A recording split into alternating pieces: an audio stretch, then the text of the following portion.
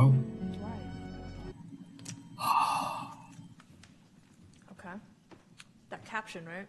Yeah, it tells you what they're talking about. Yeah. All right. Have we found Adam? I don't see him yet, but just to note, we are running live right now.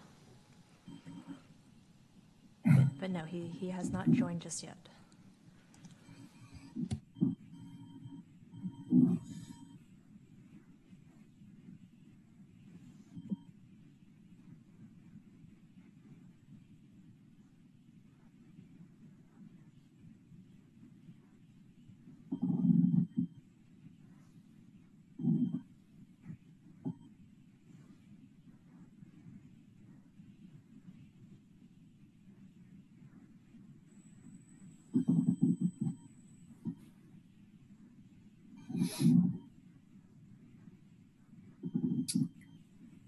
Okay.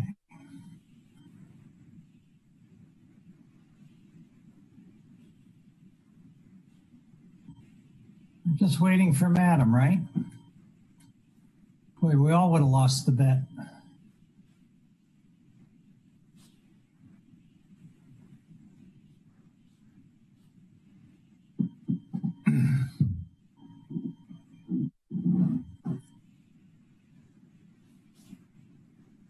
Oh. So apparently Adam's having some internet issues.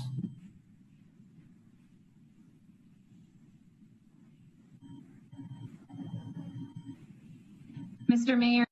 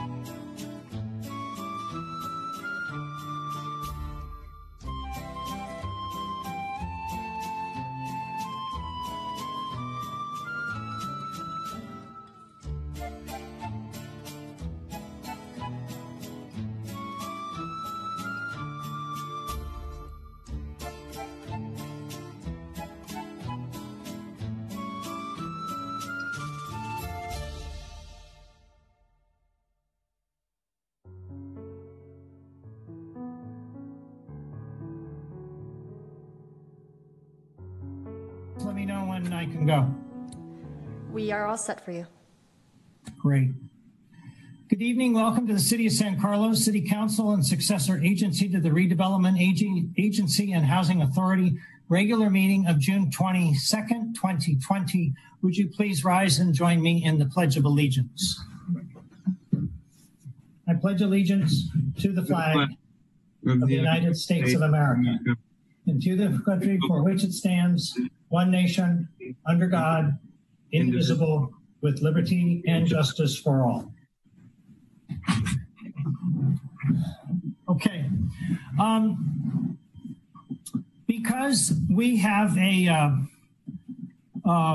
quite a different kind of setup these days, and there are many issues that are interconnected, I'm going to propose some changes to the order of the agenda that will move forward without objection unless there is someone that is grossly opposed to it. What I'm going to propose is that we move item 11A, that's the law enforcement study session, directly after item 4.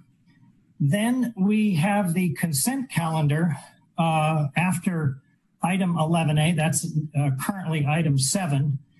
After that, then we will go to public comment, then on to council communications. And then I would like also to reverse the order of number 8, agenda setting, and number 9, reports to council. And the reason for that is that the agenda setting may be a result, or in what we say in agenda setting and how we discuss it may be the result of one of the items on the reports to council. Do I hear any objection to that order? Through the chair? Yes. Not necessarily an objection, just it all mostly made sense to me. It didn't seem unreasonable, but I didn't quite understand the logic, or couldn't guess the logic behind moving the consent calendar around. Well, the reason I wanted to move 11A up is that, first of all, it's earlier in the evening. It's closely related to item 7, one of the items on the consent, which may be pulled, and that item may be good for us to have the information from the law enforcement discussion to help us as we vote on that particular item. So it'll also give us a little bit of context before we vote on that. Okay. And one other question, which I suspect that we probably don't have an answer to, or can't get an answer to, is we don't have any way of telling right now whether or not there are people who wish to comment on the consent calendar, and therefore moving it to the end of the meeting might significantly inconvenience them. Oh, I'm glad you mentioned that. For anybody who's watching, the fact that we are moving public comment to after these first items does not mean you will not be able to speak on an item 11A. There will be public comment allowed on all of our items, whether they be a report to council, a public hearing, a study session, or a new business item. So there will be opportunities for people to participate if they want to call in after a particular item. As I've said before, because this is sort of a new normal, this is a new dynamic, I'm going to allow that as well. So through the chair, thank you for that explanation. But the question I had, or that I think sparked your comment, was, do we have any way of telling if, for example, there are people currently on the line waiting to speak on the consent calendar? We normally don't, just asking. I don't know. I don't see anyone calling in at the moment. Okay. All right. Yeah. Then certainly I have no objection to it. Be interesting to see how it works out. Thank you. Okay. All right. Thank you all.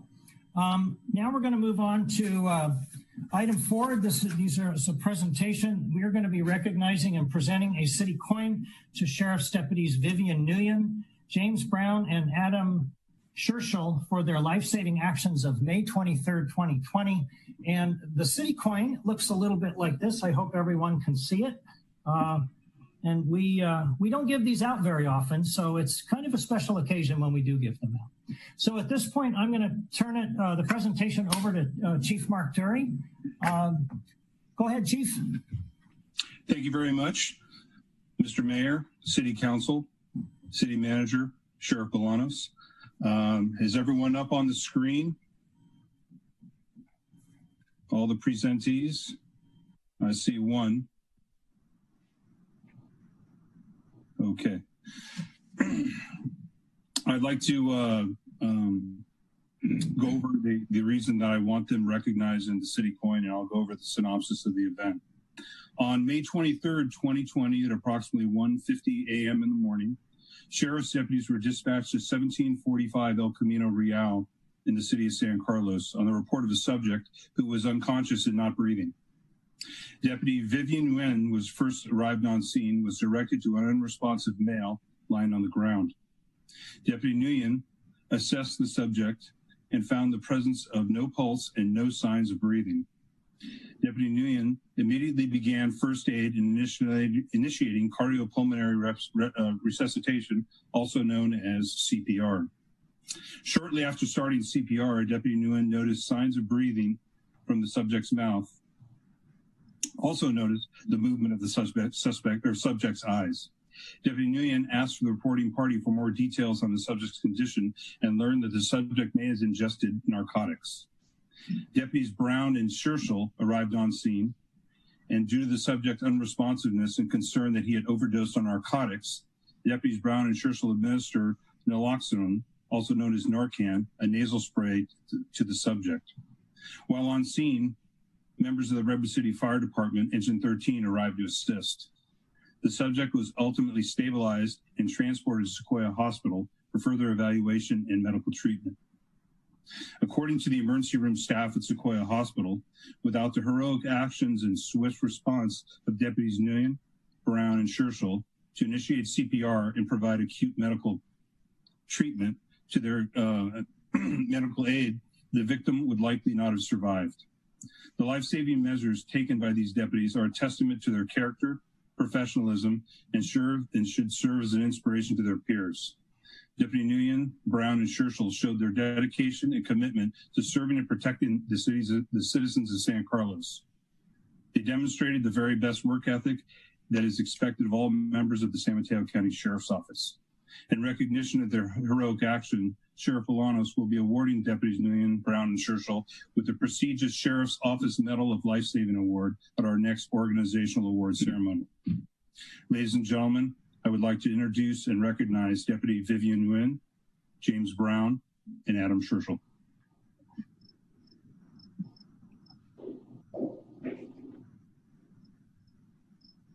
Chief, would any of them like to make a comment? James, I see you first. Go ahead. Sir, I would just like to say thank you, and everyone, thank you for letting us attend this meeting.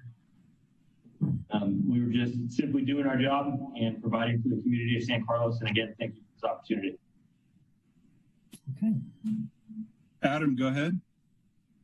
Yes, I second that. I feel like I was just doing my job, and I'm glad we were able to get there, quickly at that time. And thank you all for inviting us and for this honor. It's much appreciated. Vivian, like to say a few words? Yeah, I agree with everyone. Thank you for recognizing all three of us, and it means a lot. And we're all glad that he survived. Thank you very much, and thank you for all what you do for our community and for our organization. And my thanks to the three of you. I think you're the perfect examples of the quality of policing services that we get in San Carlos. I think you guys are the unsung heroes. You do great work every day that no one ever sees. And in this day and age, I think it's important that we recognize people like yourselves who are really, you think you're just doing your job, but it's really, to us, it's in this case truly life-saving. And I don't know too many people that can do the jobs you do. They're very difficult jobs. I think they're the hardest jobs ever, and I've said that many times. So thank you again, and we absolutely appreciate your service to our city. Were there any other council members that wanted to express any thoughts? I didn't see any hands raised, and so now's your time to speak up, or we'll be moving on. Okay. No, Laura. Yeah, I just wanted to lend my gratitude to the team for everything that you did. I know that from what I understand, the situations are very precarious, and even handling of the drug Narcan has some danger, right, to the person that's using it to save a life. And I really appreciate your willingness to take that risk on behalf of a community member. And thank you. Thank you. Great. Well, thank you all. Again, we very much appreciate your service. Okay, now we're going to move on to 11A. This is a study session. It's really a report to the Council on Law Enforcement Policies and the 8 Can't Wait model. And as a lead into this item, I'd just like to talk briefly about our history with policing in San Carlos. As many know or may not know, in 2009, we dissolved a very struggling police department that we had, and we joined the San Mateo County Sheriff's Department. This saved us, I believe, over $2 million a year. Crystal, I think there's a slide that we could put up. Is that ready? Great. I apologize. Initially, it was $2 million. We actually save about $3 million a year, and we have put that money back into community service programs for the people who live here. And here are some of the examples. We donated $2 million to the Community Foundation. 87,000 went to One Life Counseling, which is mental health counseling. Healthy Cities Tutoring helps young children. We're the only city that, we're not the only city, but we're the city that donated more to the gun buyback program than any other city in the county. We donated to the Samaritan House, which helps tenants with their rental programs, and a lot of other community organizations that we have donated to that serve youth. In addition to that, we've also contributed to the San Carlos School District for several maintenance programs and helping them to handle their expenses in maintaining fields, and we partnered with them as well. Additionally, since that partnering, crime has been down. San Carlos is a very safe community, as everyone knows. And just about 5 months ago, our community policing survey found that over 76% of the community was satisfied with our police services. 7% said that law enforcement and traffic laws could be improved, but 98% felt that police services were important, and that 99% felt that maintaining a low crime rate was very important. But it also needs to be remembered that we're not Minneapolis, we're not Atlanta, we're not Detroit. And in recent years, we've made much more progress in these areas than the rest of the country.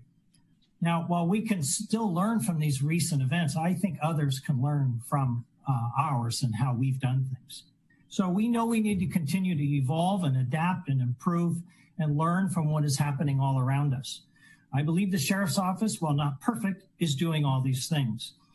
And I just want to add again, there will be plenty of time for public comment.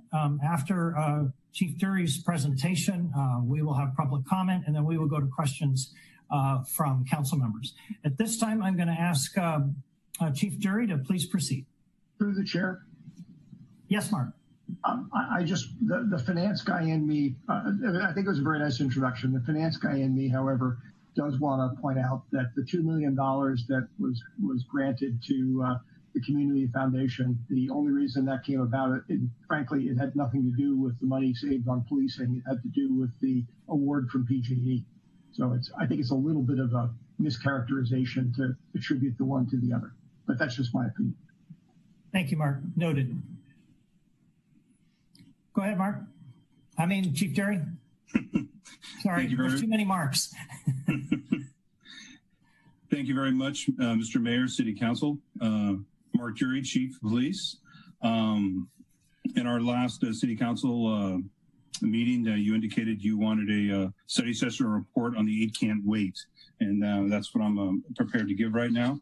The San Mateo County Sheriff's Office and the cities we provide contract law enforcement services have received many inquiries about our policies and how they may or may not meet some of the guidelines being advocated by police reform organizations. The Sheriff's Office continues to work very hard to build and reinforce relationships and trust within the communities we serve, both in our operations and corrections divisions. We recognize that maintaining this trust is an ongoing effort.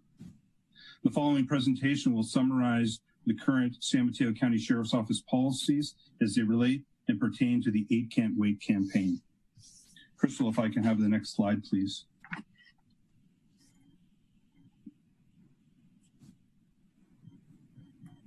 Thank you very much. In this presentation, I will be going over these various policies, procedures that deals with bans on chokeholds and strangleholds, required de-escalation tactics that we use in training, required warnings before shooting our firearms or deploying any type of force, requiring exhausting all alternatives before shooting, and duty to intervene in case of any use of force, and bans on shooting at moving vehicles, the utilization of a continuum of force, and requiring comprehensive reporting. I'll take the next slide, Crystal. The first I'd like to touch on a ban on chokeholds and strangleholds. The terminology bans of chokeholds and strangleholds, those are kind of layman's terms. What is called in our use of force policy is called the carotid restraint. And on June 8th of this year, the governor of the state of California has suspended any of the use of that hold, the carotid hold, as I indicated before. So as of now, we've suspended it in our continuum of force as well. We've utilized it. It's always been in our use of force, but right now it's suspended. So we are not going to use it until the governor makes a determination. Since the state controls the California Peace Officers Standards and Training, that is kind of our training matrix that we use statewide. Since that has been suspended, we've suspended it in our use of force policy as well. So we do comply with the 8 can't wait kind of parameters in the carotid hold realm. I will take the next slide, Crystal. The next one requires de-escalation. With deputies and correctional officers. We train continuously. We started obviously in the police academy with de-escalation training tactics. It's both with verbal de-escalation and just with scenario-based de-escalation training. And then we do, as you go through your career in the training program and throughout your career, we do yearly and and every other year training on these tactics as well. What the Sheriff's Office also does is we run the Crisis Intervention Training Academy. And right now, all our deputies have been trained in crisis intervention training.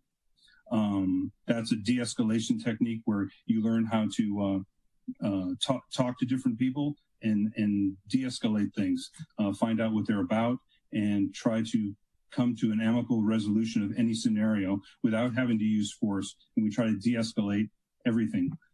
As far as crisis intervention, that also deals not only with de-escalation, but it deals with mental health awareness. And so we're able to deal with people with mental health issues and try to get them the resources they need. Another thing that the Sheriff's Office has done in this realm is the Advanced Crisis Intervention Training, which is now our new enhanced crisis intervention training. It's a new program that we've started. We haven't implemented it yet, but we've just developed the training curriculum and the policies and procedures, and that'll even bring us more on the forefront of de-escalation training and dealing with people in crisis and also that have mental health issues. Crystal, I'll take the next slide. In our policy and procedures, we have it very clearly delineated that we have a duty to intervene. And what that means is when a deputy is using some sort of force or some sort of or tactic to subdue a subject that is either not complying with us or that force has to be used. If the force is not is kind of over the line or not warranted, we have a duty to not only intervene and tell that deputy to stop or to kind of recalculate the situation, but we also have a duty to report. And so that's clearly stated, and we hold every deputy and correctional officer accountable for that fact. So based on the scenario that through the 8 Can't Wait campaign, we do meet their criteria in the duty to intervene, and that is taught along with our use of force, yearly use of force training scenarios, both in our policies and procedures and our advanced officer training. That's really part of our accountability in this, in the use of force venue. I'll take the next slide, Crystal. A ban on shooting moving vehicles. We have a very strict policy on this. As the discrepancy between the 8 Can't Wait, they said in all cases that we do not, that we should not shoot, law enforcement should not shoot at moving vehicles.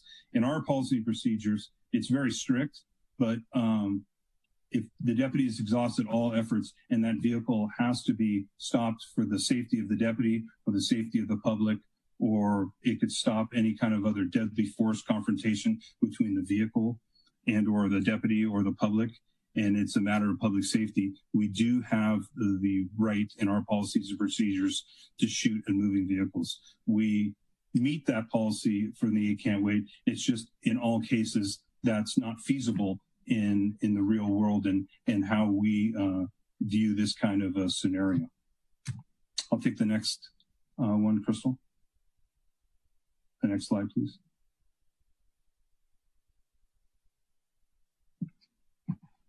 That requires of comprehensive reporting. As I gave in my last presentation on our last city council meeting, we, on any use of force or any force that we apply on anyone, any use of force scenario, we log, track, and report every incident where force is used. Any use of force incident that may be deemed out of policy is thoroughly investigated, and each use of force investigation is kept for a minimum of 5 years per our records retention policy. And we submit all our use of force statistics to California Department of Justice on an annual basis. And we have a use of force reporting system now. It's automated, so it's easier to track.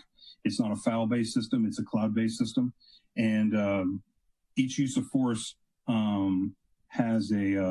is assigned its own case number, and it's investigated by the sergeant on scene, because every use of force has to be reported to the supervisor as soon as practical after it has occurred.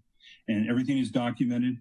We review the body camera footage, and everything's put in a package, and it goes up through the chain of command and is signed off all the way to the assistant sheriff.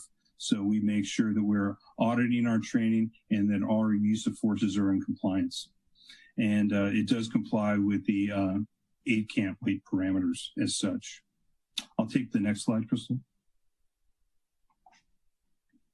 Requires exhaustive alternatives before shooting. This is an objective reasonable would consider it safe and feasible to under the totality of circumstances. Deputies should evaluate the use of other reasonable sources and techniques when determining whether to use deadly force. The use of deadly force is only justified under following circumstances.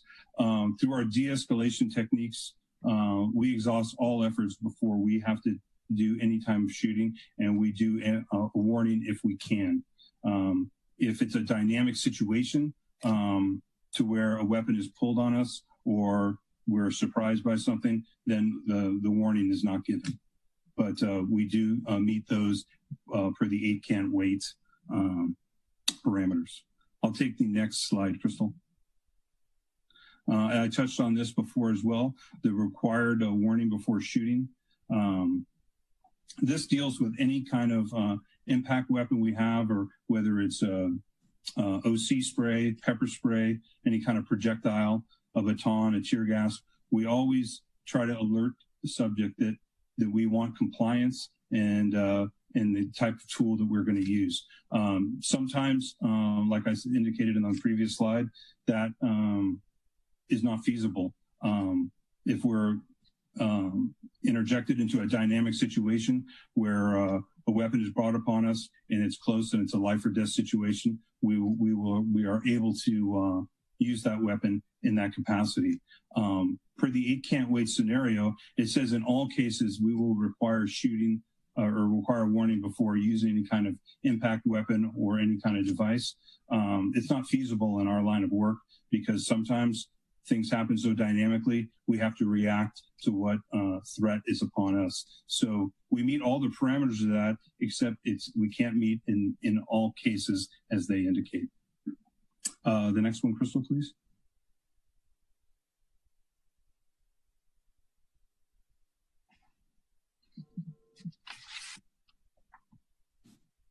Can I have the next slide? There's no slide on that one. This was the last slide.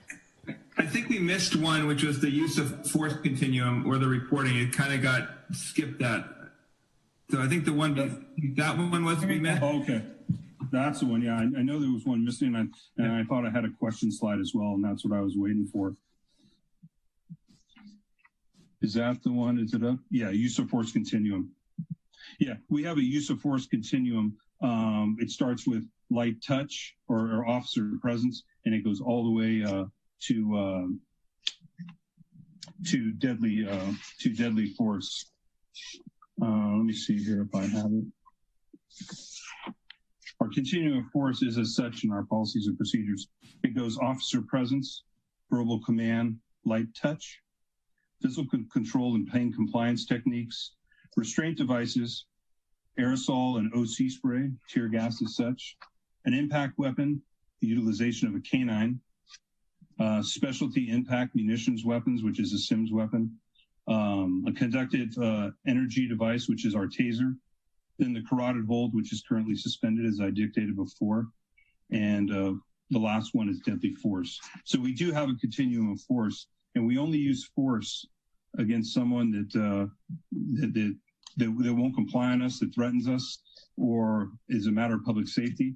And we only use force that is actually reasonable and necessary. We never escalate the force higher than the force that has been brought to us. So that really is our continuum of force and how it works in our policies and procedures. And that does meet the criteria that the 8 Can't Wait has put together and indicated in their requests. And is that my last slide, Crystal? Yes. Okay.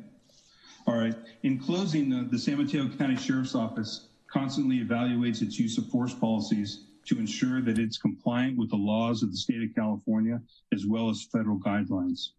The Sheriff's Office continually reevaluates its use of force policies based on the events that occur within the Sheriff's Office jurisdictions, as well as throughout the United States, to ensure its employees are provided with the best training and guidelines to safeguard public safety and transparency. The Sheriff's Office takes pride in our efforts to train our deputies in the fair and impartial policing, implicit bias, responding to hate crimes, crisis intervention, interpersonal and communication skills, cultural diversity, and racial profiling. In addition, our practice of de-escalation represents a critical component to our arrest, control, defensive tactics, and training curriculum. The San Mateo County Sheriff's Office will always pledge to promote public trust through fair and impartial policing, and will treat all persons with dignity, compassion, and respect. The Sheriff's Office will continue to demonstrate its commitment to protecting life and property, preserving the public peace by acting professionally, with integrity, and without prejudice, even the most challenging circumstances and times when no one is watching, both on and off duty. We have been entrusted by the leaders of the San Carlos to protect and serve this community, and it's our intent and privilege to do so every day. Thank you very much, and this concludes my presentation. All right, thank you, Chief. We do have one caller.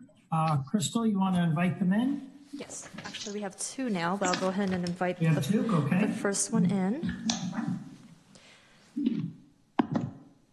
Good evening, caller ending in 968. Thank you for joining us tonight. If you could please lower the volume of the meeting in your background to avoid an echo. You'll have approximately 2 minutes to address the council, and at the end of that 2 minutes, you'll hear a chime indicating that it's time to wrap up. And you are now unmute, so if you can please introduce yourself, and then you can go ahead and proceed. Hi, I'm Catherine Latour. I live in San Carlos, and I love that we have those 8 Can't Wait points. I'm not sure they go far enough, though. I would urge the Sheriff's Department to examine the situation in Camden, New Jersey, what that police department has done, and adopt a more friendly and sociable interaction with the public. I, for one, do not feel that the policemen have that sort of attitude, regardless of what kind of training they've had. The second thing I would like is that I've heard that several cops complain it's difficult to alert supervisors about the misconduct of fellow officers. And I would like to ask that there would be some sort of independent oversight committee which would review these complaints, because I don't believe the officers can police their brothers with impartiality. The third thing I would like is that officers be required to have malpractice insurance and have not have qualified immunity. It should be abolished, and they should have to carry malpractice insurance just as lawyers and doctors do. Lastly, I think that mental health evaluation should be required at least yearly.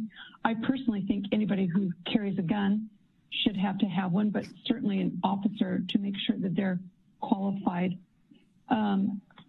We need an agency that sees everyone as innocent until proven guilty, not deserving of intimidation or force in the name of keeping the peace.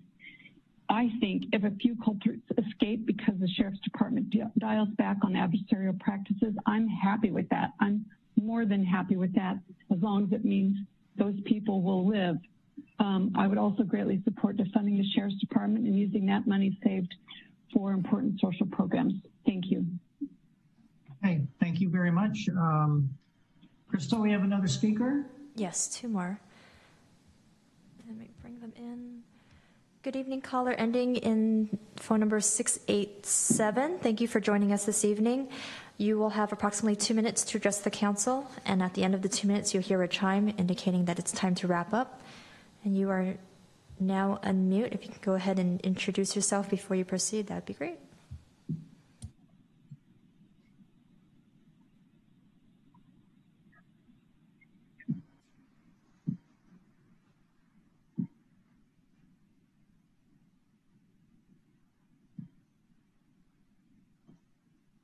Caller ending in 687, can you hear me?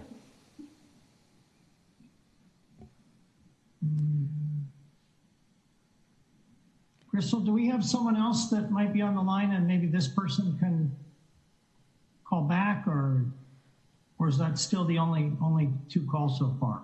It's there's one more after this one. Yeah, it seems like they're having some audio issues. They're not able to hear us. So if you can give us a call back, we'll admit you in when you come back in. Okay, yeah, well, we'll try that caller again. Okay, so I'll bring in the next caller. Caller ending in 636. Good evening. Thank you for joining us tonight. If you could please lower the volume of the meeting in your background. You have 2 minutes to address the council, and at the end of 2 minutes, you'll hear a chime indicating that it's time to wrap up. So you are now unmute, and if you could introduce yourself before you begin, that would be great. Thank you. All right. Thank you. Hello, my name is Raneem. I'm a San Carlos resident. I would just like to address some of the points that were discussed. The 8 Can't Wait campaign is actually highly flawed because it increases the scope of policing. I have a couple of points. For example, de-escalation training assumes the instances of police brutality occur because of the lack of training, not because of systemic racism of an inherently violent system. This increases the scope of police, which it worsens the issue of policing, which for communities of color who are criminalized is inherently harmful. The point is that police shouldn't be the ones enforcing certain things. They shouldn't be responding to mental health calls at all because it only escalates the situation. Comprehensive reporting has not worked in the past. As we've seen on the news, body cam footage is not enough to prevent police brutality. It still persists. Requiring a warning before shooting. So if you have already drawn your weapon, the situation is already over-escalated. It's a weak attempt to justify using deadly force if you're simply noting that you were about to fire your weapon. It makes no substantive attempt to solve the issue of escalation. Why are they pointing the gun in the first place, for example? Why were the police deployed to that situation? Only using force against those who are perceived as non-compliant or threatening does not solve the issue of racial bias at all, because Black and brown folks are perceived as non-compliant or threatening to white folks. There's a study that shows white people view Black children as more threatening, violent, and dangerous as young as 5 years old, which does not solve the problem at all. Real solutions will actually defund the police and reallocate those funds towards community services like affordable housing, health, and education, solving the problems that produce crime, the problems of social neglect. I encourage you to look up 8 to Abolition for substantive police reform. Thank you. Okay, thank you for your comments. Crystal, did that second caller, were they able to reconnect? I don't see that caller calling back, but I do have another caller. Okay. So I'll bring them in. Good evening, caller ending in 351. Good evening. Thank you for joining us tonight. Please lower the volume of the meeting in your background. You have 2 minutes to address the council, and at the end of the 2 minutes, you'll hear a chime. And if you could wrap it up at that time, we'd appreciate it.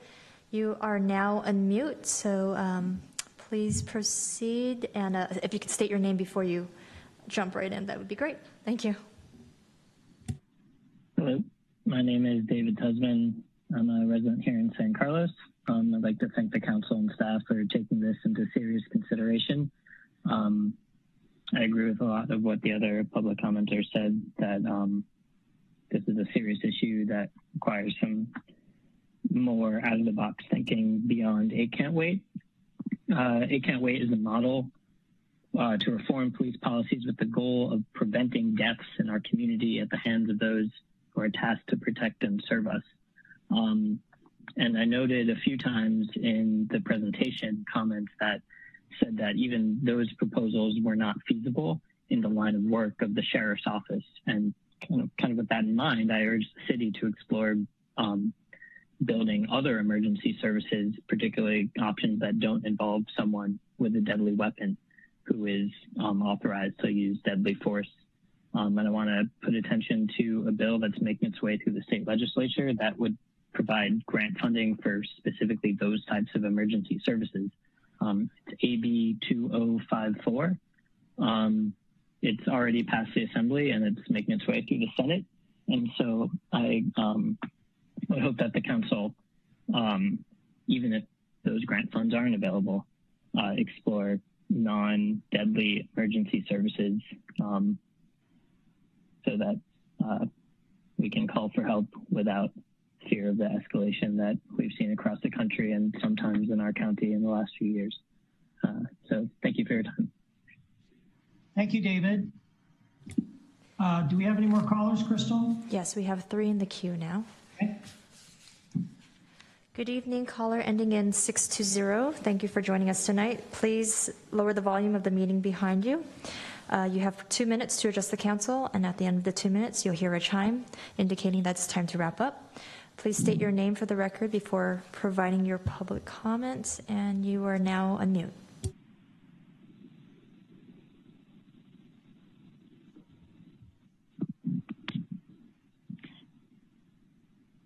Hello, am I unmuted now?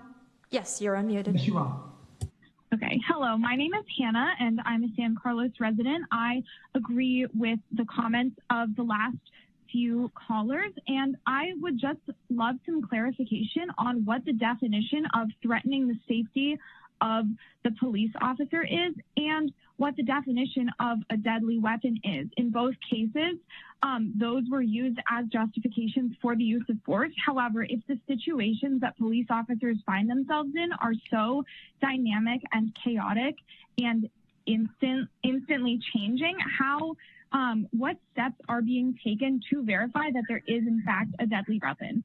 Tamir Rice, a young Black child, was killed by the police for having a toy gun. If the police are feeling threatened and are mistakenly identifying deadly weapons when they're not there and using force, that is a huge issue and again plays into racial bias. So I agree with the last few callers in that I would urge the council to look into alternative funding for the police department and building up other community services that can respond to volatile situations in a way that, you know, does not involve deadly force. Thank you so much. Thank you, Hannah. Okay. Crystal, the next caller. Good evening, caller ending in 687. Thank you for joining the council meeting tonight. If you can please lower the volume of the meeting behind you. You have 2 minutes to address the council, and you'll hear a chime at the end of this 2 minutes. You are now unmute, so please state your name for the record before you begin. Thank you.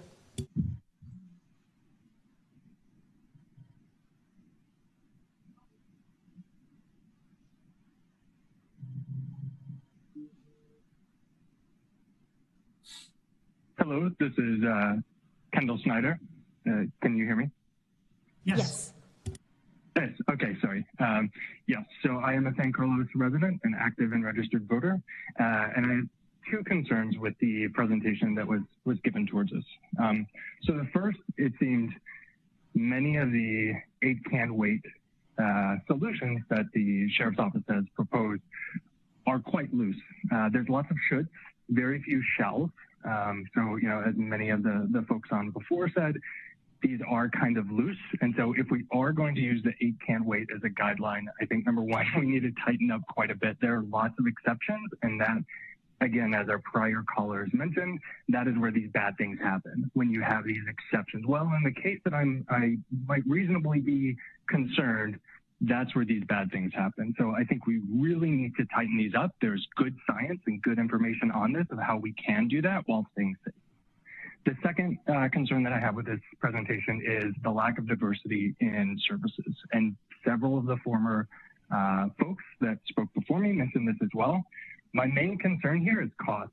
We here in San Carlos spend $321,000 per officer that we contract with. That's a little less than $9.2 million divided by the 28.8 full-time efforts that we have. That is incredibly expensive compared to the national average of $123,000, and even compared to around here. You look at Menlo Park with a similar size force, and they pay around $280,000 per officer. So I think the medal recipients that we had today are a great example of this. That is public service, community safety at their finest.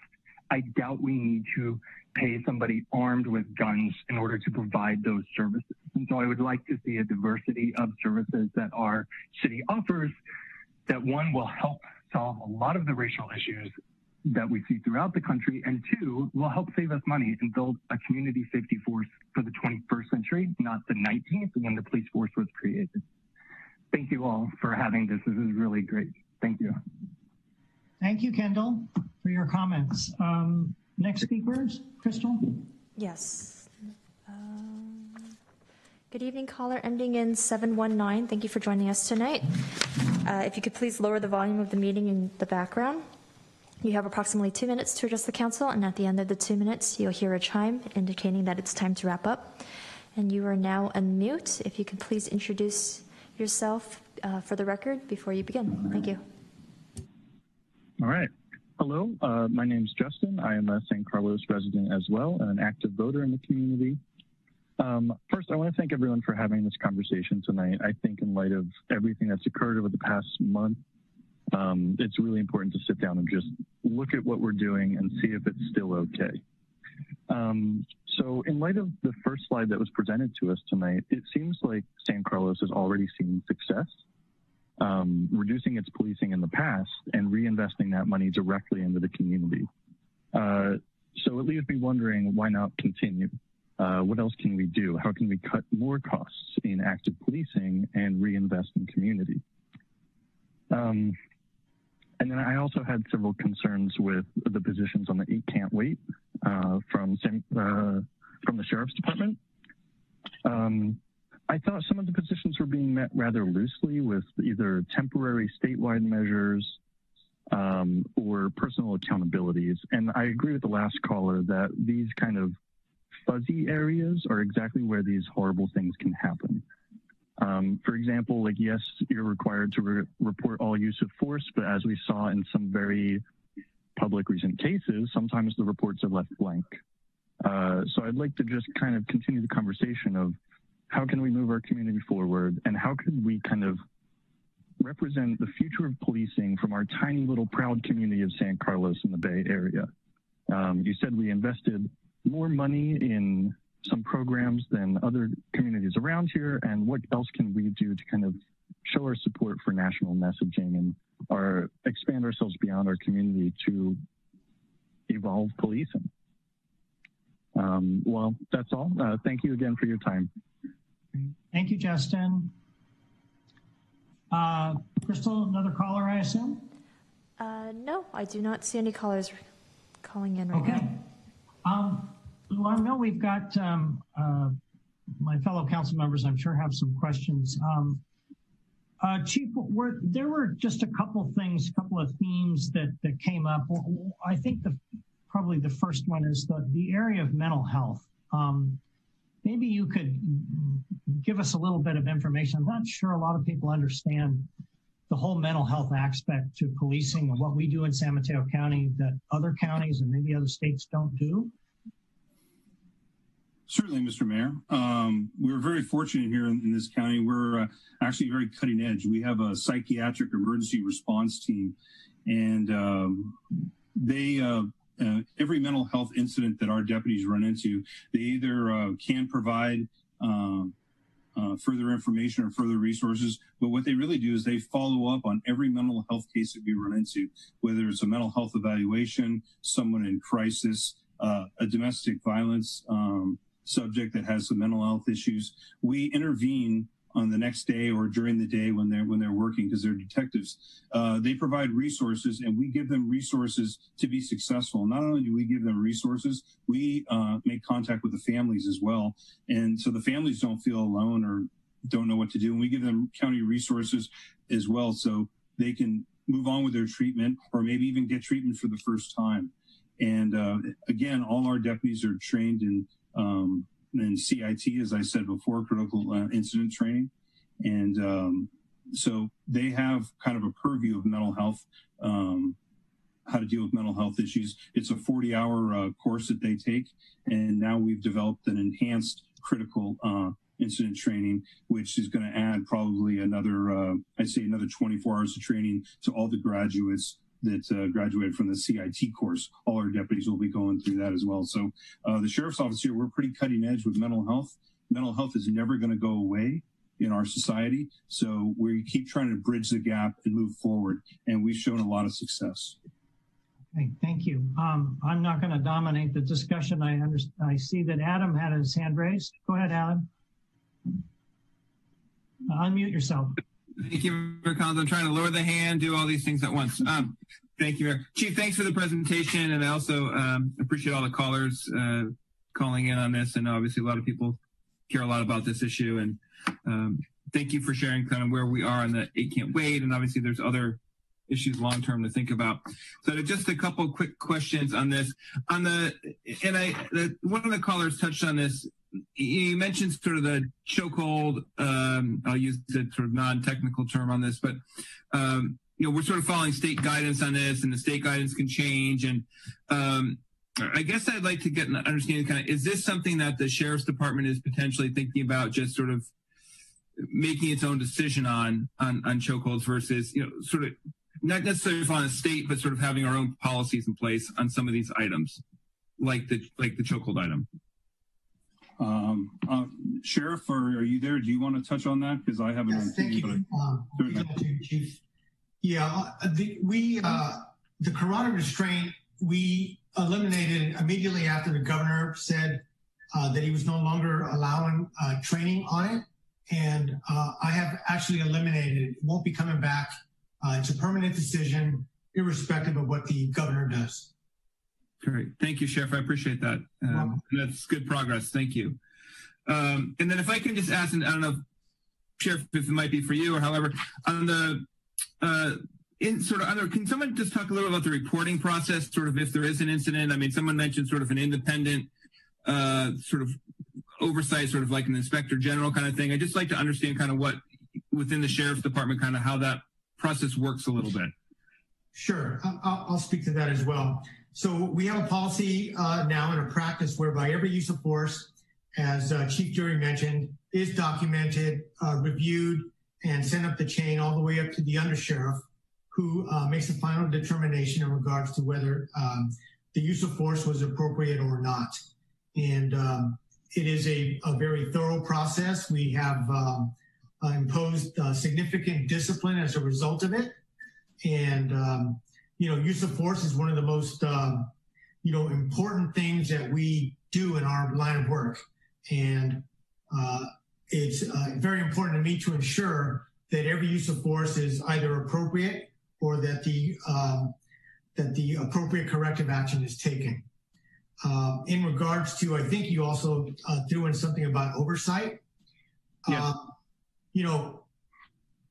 Or civilian oversight, that's civilian review boards have been talked about for many years.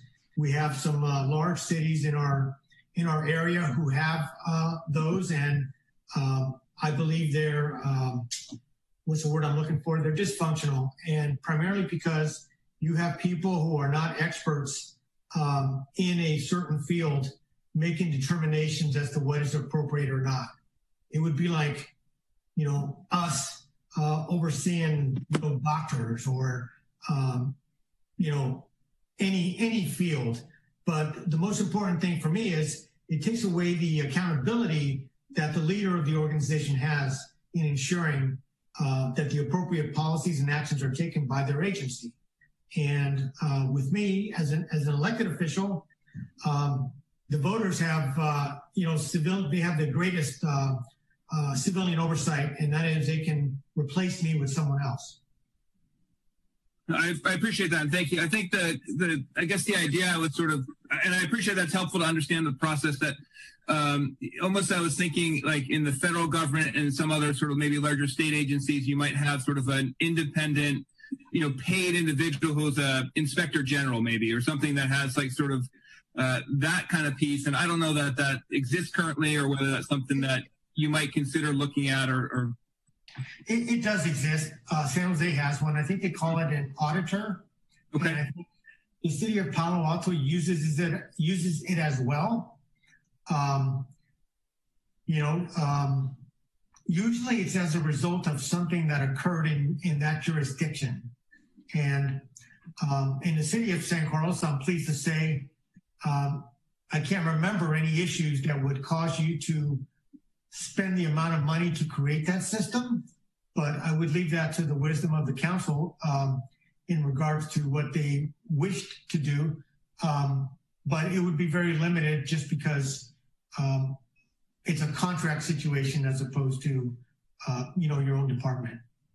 Sure. No, that makes sense. And thank you for the clarification on that. And then my just kind of last question, and I appreciate all the training that's going into mental health, because obviously that's an important issue, and the work that's being done and the response team on that. And I see that it's cutting edge, but are there instances where you might see having just sort of a mental health professional, you know, arriving on scene? I know the chief kind of talked about sort of the follow-up, but I'm just sort of at the time, is that something that's feasible potentially? Maybe it's not feasible because of, you know, officers are reacting quickly and things need to happen quickly that you might not make sense. So I think you asked an excellent question. When there's time and it's during the day, then it is correct. You know, we would send the PERT team, which consists of a clinician and a deputy sheriff. It just depends on how much time we have on our hands and how much, you know, how much time that team has on their hands, because they work during the week, during the day, and they're not here at night. And I also want to add to something Chief Jury said, and that is the PERT team is something that the city of San Carlos gets because of your affiliation with the sheriff's office.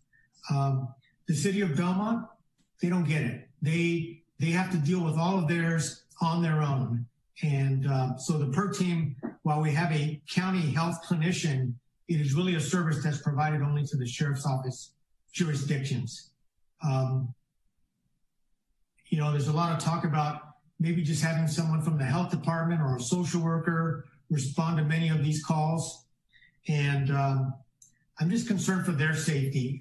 Many of these calls, my personnel are able to handle very peacefully.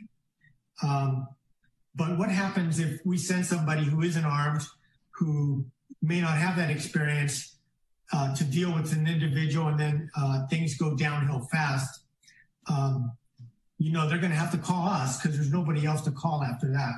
So for me, it's about making sure that people get the service as quickly as possible and as safely as possible.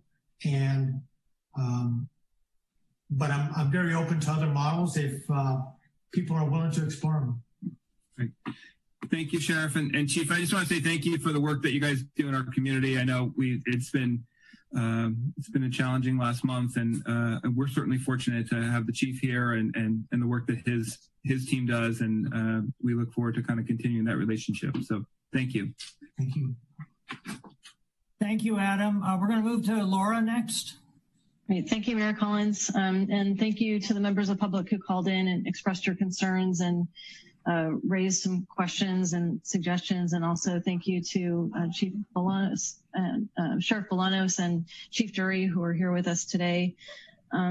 So a couple things, themes that I'm thinking about. One is I'd like to better understand, you touched on it a little bit, Chief Jury, with respect to the training protocol. Could you talk a little bit about what the philosophy there is? So for example, is the de-escalation training and implicit bias, is that a one and done, or is that ongoing?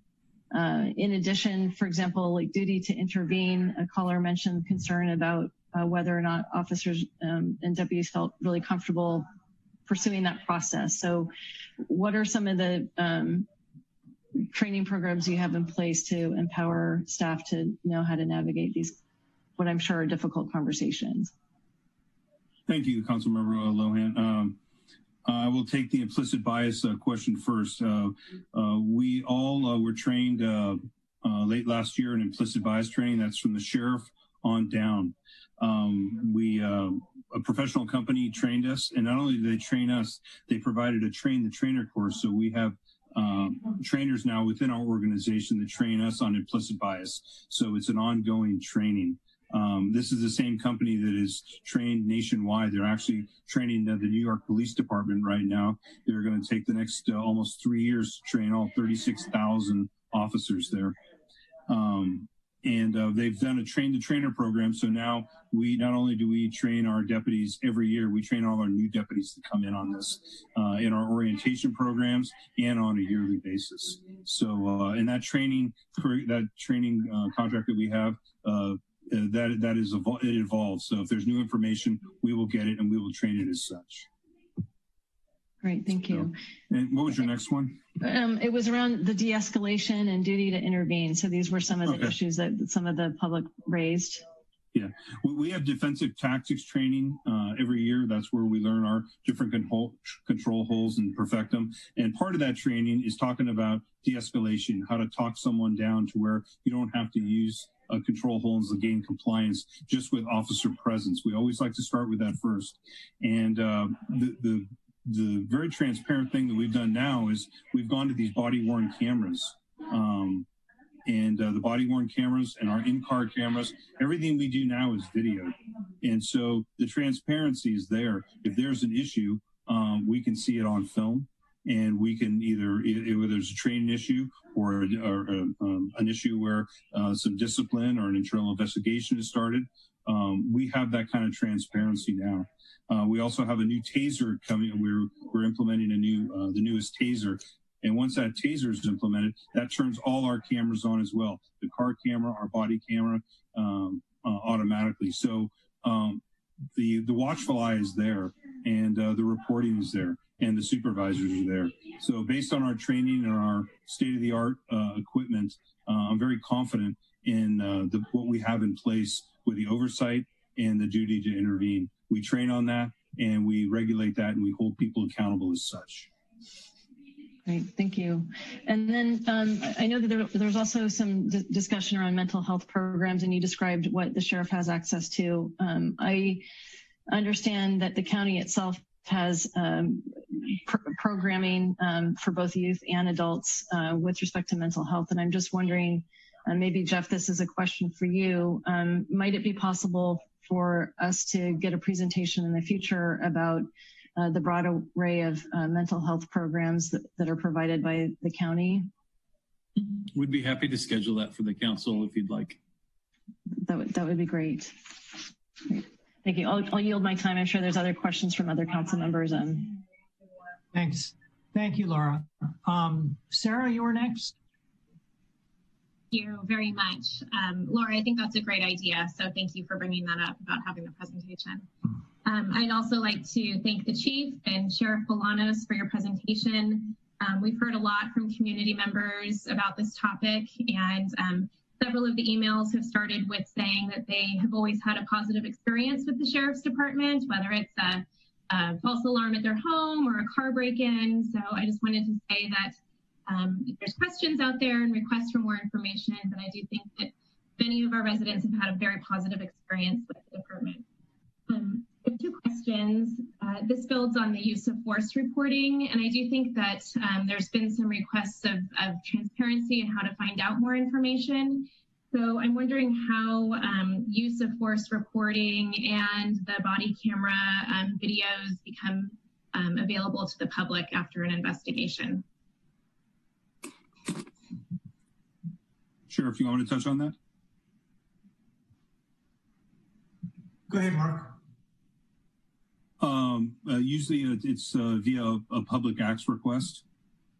That's how we release our footage. And a lot of times we're very transparent. If an incident happens, we can release the body footage as well. But all our body footage is collected on our cameras and automatically downloaded in our evidence.com system. So it's a pretty foolproof system. It downloads every time the deputy comes in the substation and plugs it in, everything downloads. So we have we have hundreds of thousands of hours of footage of all our calls for service. So if there's any kind of complaint or anything or any kind of discrepancy, we always are able to review the body camera footage. Thank you. Are there summaries or reports that are made available on a quarterly or annual basis about use of force? We do an annual report that we do, and that we report to the California Department of Justice. We submit those statistics to them every year, all the use of forces in our entire organization. And that includes in our correctional facilities, as well as our operations division, which is our patrol bureaus. Okay, thank you. And then my final question, I wanted to say thank you to Sheriff Bolanos and Chief Dury for so many communications that have come out to the public in recent weeks, and the memos have been very helpful. In Sheriff Bolanos' memo on June 2nd, he noted, I received counsel from the San Mateo County Sheriff's Advisory Board on contemporary issues. I'm just wondering if you could speak a little bit about that advisory board and what kind of issues are discussed and how people are appointed to that board. Sure. So the Sheriff's Advisory Board is a foundation, and people, and these are people who are, friends of law enforcement. They're interested in supporting law enforcement. So they pay a membership fee, and we just started this year, so we've only had one get together. And with the pandemic and everything that we've been dealing with recently, we haven't really had a chance to get together and really talk about much of anything. But the idea is really it's a foundation. I wouldn't say it's an advisory board like we're going to meet and we're going to show them our policies and they're going to give us advice. It's just a group that wants to support law enforcement financially, allow us to purchase any equipment that perhaps we wouldn't be able to purchase through our budget. But at that time, we would build relationships and certainly have communications about any topical issues surrounding law enforcement. Okay, thank you.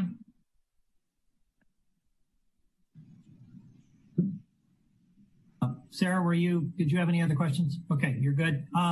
Mark? Thank you, Ron, Mr. Mayor. Thank you, Chief and Sheriff Bolanos. Good to see you guys again, even virtually. And again, I'll echo the comments of my colleagues. Thank you very much for all the hard work that you guys have done and continue to do, and standing up here, educating us on a bunch of stuff. I have a number of questions, some of which, one or two of which may have been touched on previously by my colleagues, but I didn't quite understand the answer. So let's start with the banning of the chokeholds that occurred recently. Was that done as a result of internal departmental reviews, or is that basically the state decreed it? We then looked at it and said, "Oh, that's a good idea. We ought to never do that again." I'm just kind of trying to understand the trajectory. So that was kind of a multiple choice question, but really the real answer is the governor decided that we could no longer train on it.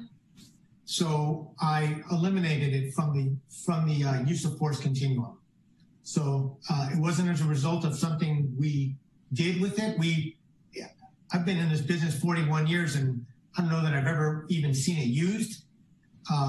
The only reason we held on to it is because in our correctional facilities, our correctional personnel are interacting with a lot of, difficult people and we don't have any weapons in there to use to defend ourselves. Okay, thank you. And by the way, no harm in making up answers to the quiz, because that's part of the fun of having Q&A. Okay. So don't worry if I don't give you the right choices to pick from. Your answer actually is a good segue into the next question I have, which is I would be interested in seeing either offline or in another presentation some data on the frequency of, I guess, to be frank, the frequency of complaints filed against officers, and then sort of the outcome of those. The outcome not only in terms of the raw percentage of which ones after investigation fell into which category, but also whether or not there's a level of complaints that may be associated with particular officers. And I don't have any particular people in mind in the Sheriff's Department when I raised that question. It's just one of the things that's become very obvious from reading the local, or not the local, but the national press feeds on all this stuff, is at least in some other departments, there are issues where an individual will have a track record, and perhaps spanning over multiple departments. So seeing a little data on both the complaints, how they're resolved, and whether or not there is any repetitiveness would be helpful. Do we have that kind of information available? I don't know that we have it available, but we could probably get it for you. As Chief Jury said, we know the number of complaints that are filed against our personnel in a given year. What we have not done is divided that by the number of contacts that our people have had in a given year. What I can tell you is it would be very, very low.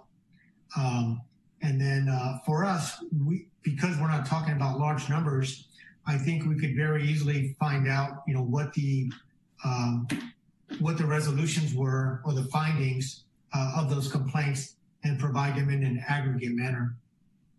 I think it'd be great if you could do that. And by the way, I wasn't sort of asking it as a leading question about what I expected to see, because frankly, I think you have a very well-run organization, and I'd expect to see the data bear that out. It's more a matter of helping the general public understand by seeing some real data. Sure. One thing that I didn't see touched on, maybe I missed it, but I don't think I saw touched on in the discussion tonight, Chief, was you and I had a brief discussion at our last council meeting about, I think of it perhaps incorrectly as the rules of engagement of how when the Sheriff's Department deploys under mutual aid, the deployment takes place. You may remember the discussion involved San Mateo and the fact that a number of residents of San Mateo they were sort of surprised to be confronted by police in riot gear, at least based on the reports I saw. So at some point, I would like to get some better insight than I have right now, and understanding of what are the rules of engagement. I mean, when you and I talked about it last time, you said that's sort of our typical gear for many of those situations, but it's not always used. And so I'm trying to understand, what the alternatives are, and what determines which rollout takes place. The scenario you were talking about was a protest where San Mateo Police Department called for mutual aid, and our mobile field force was activated. And that was our mobile field force gears. We have our normal batons that we carry with us, and we carry our face shields and our TAC helmets. And any kind of where we think that the crowd may be that they protest, and sometimes the protests don't go as planned and aren't as civil as they are planned. And we have to be prepared for any scenario. In that scenario there, we just fortified one side of the street and everyone walked by peacefully. There was no interaction with any of the mobile field force units. And it wasn't just the sheriff's office. It was a countywide deployment. We were deployed with many different officers throughout many different agencies. And we all keep our safety equipment with us. And if the protest is peaceful like it was, there's no issue. But if it goes from peaceful to not that peaceful, to where they become very agitated toward us, or we have to engage, we have to wear our protective equipment. I would hate to send deputies into a situation where they didn't have the protective equipment necessary. And sometimes it goes from peaceful to not peaceful very quickly, and we can't stop and leave and go get our protective equipment and come back. So we have to be prepared from the get-go. And that in that scenario there, that's really how it was played out, and that's how it was deployed. That's a little different than the answer I recall getting last time. And I think I'll just leave it with you guys to consider that I think you may be misestimating the impact that the deployment had on peaceful citizens who, you know, it is the mandate for protecting and serving them, even when they're out there protesting.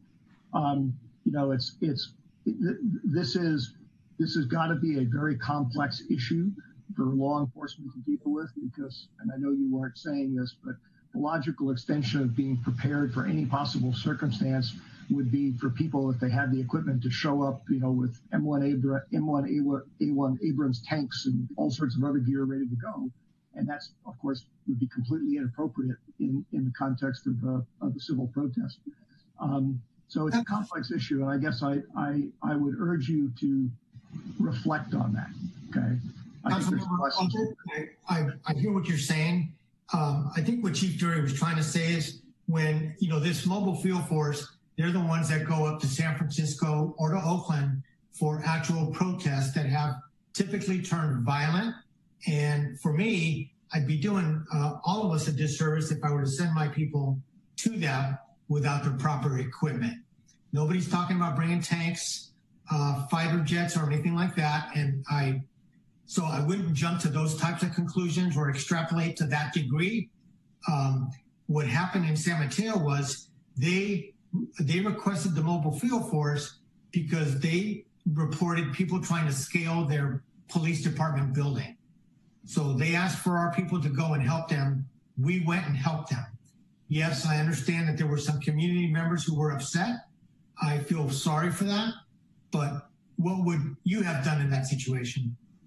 Well, I think actually, I can't answer that question because hindsight's always 20/20, and that would not be fair to the commanders on the ground. But I think implicit in your answer is something that I would urge you guys to think about, which is, as you said, that's typically the response when you get a mutual aid request for going into a violent situation. And the question is, was that really the situation that was occurring in San Mateo? So you have to ask San Mateo, I think. Well, except that when one is the purveyor of the force responding, there's some responsibility there as well to sort of assess stuff. Let's move on to another question. One of the things that I've always been a little bit confused about, honestly confused about, is the budget for the sheriff's department. You are, of course, a sheriff, a separately elected official, but the budgetary money flows through the Board of Supervisors. Is that correct? It's through county stuff? That's correct. It is county funds. Okay. That provide to the sheriff's office. Because what I was thinking is some of the callers and some of the discussion that had been going on up to this point was talking about whether or not resources could be allocated towards other types of responses. And I know you mentioned even the PERT teams are a response that you guys use that isn't available to most local law enforcement. I think it's great that we have that available by our relationship with you.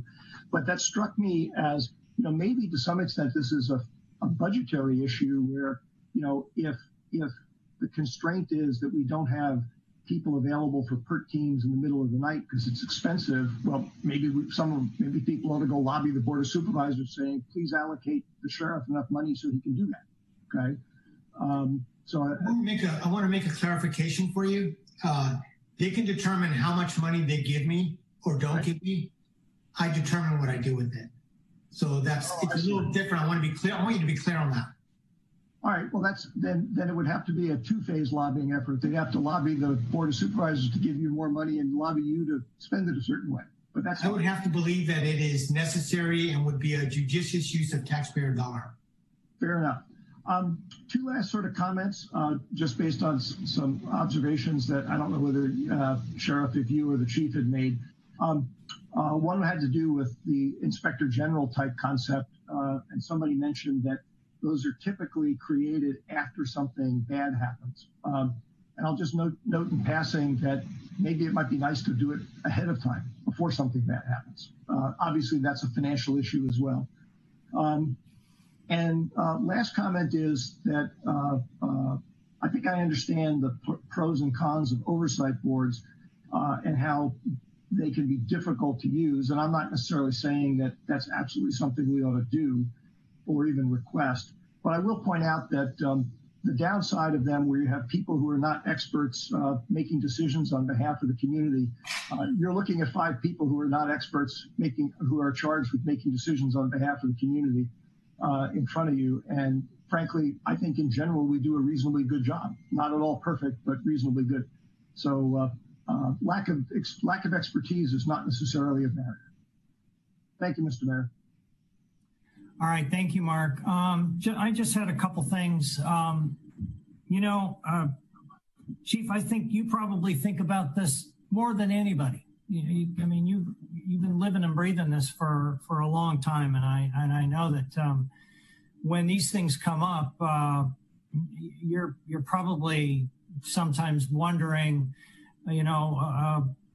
what are we doing right? What are we doing wrong? And that sort of thing. And I'm not asking you to answer that question because it would take too long. But one of the questions I did have was that people bring up racial bias, they bring up mental health of officers themselves. And something that we haven't talked about, and that is what sort of screening goes on and when you have a candidate that wants to become part of the sheriff's department. Does the screening process look for any personality traits in the candidates? And if so, how do you identify them? For when someone applies to the sheriff's office, obviously they apply they put in an application, and then they take a physical fitness test, a written test. And if they pass those, they graduate, and they graduate and move on to an oral board exam where they're asked various questions about life experience and different things like that, and kind of where they want to go in life and life experience. And from then, if they pass that part, then we go into an extensive background. It takes a considerable amount of time, probably 4 months, and we go through an extensive background. And if they pass that, then they go, they take a lie detector test. And then after that, they go through a very in-depth psychological exam.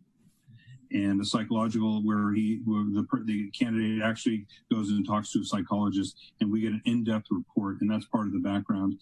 And after that, they go through an extensive medical exam to make sure that they're physically fit. So we want to make sure they're physically fit, where they're physically fit and mentally fit, and they fit within the parameters. And that background is very extensive, and it takes months and months to put together, and that goes through approval all through our sheriff's office, and it's the ultimate approval of the sheriff. He makes the final determination if the person is going to be hired based on all those parameters. Do they need to have a certain level of educational background in high school diploma, AABA? It's a high school diploma and a valid California driver's license, but a 4-year degree is strongly encouraged. Does it, when you have candidates, in other words, you're making a decision, and all other things being equal, do you tend to take the person with the higher level of education? Not that necessarily guarantees that, they're going to be the better officer, but I'm just wondering if that influences your decision sometimes. The answer is yes. The majority of people that I'm hiring now all have at least a bachelor's degree. You can't get promoted to lieutenant in the office without having a bachelor's degree. And most of the folks in management have at least that or a master's. Okay. Thank you. Thank you for that. And Carlos, thank you, Sheriff Polanos, for coming tonight. These are really important conversations, as you could tell by the people who called in. They have a lot of concerns. I think a lot of times that, they see what's on TV, they see what's happening around us, and there's a tendency to project the problems of the country upon the local agencies. And I appreciate your both of your being here and letting us know what the Sheriff's Department does and validating the good work you do. But I think everybody probably agree that we always need more communication. We need to do more listening, and we need to just continue this dialogue and see how we can improve this process. Laura, you had something else you'd like to add? Yes, if you don't mind, I mean, pursuant to what you talked about, Ron, in terms of continuing the conversation, I concur, and I feel that this was very productive and insightful, and I really appreciate everyone's time this evening. A couple of other areas that the callers mentioned were around reallocation of funds to education and affordable housing. And I know that San Carlos has prioritized affordable housing. In fact, we have an item on the agenda tonight around that very issue. And I do know that the county also has programs around affordable housing. And again, I think, Jeff, this is probably a question for you. To the same extent, if it's possible for us to consider having county staff come to present to us about what are the affordable housing programs that are in play, in particular those that are focused on the economically disadvantaged, I think that would be helpful. And then the other piece that I heard the public call for was, funding moving over to education. So when I took a look at the county budget, I recognize and appreciate that a large portion of the budget that they have to deal with is to funding. I think it would be helpful for us to understand what that model looks like for all schools throughout San Mateo County.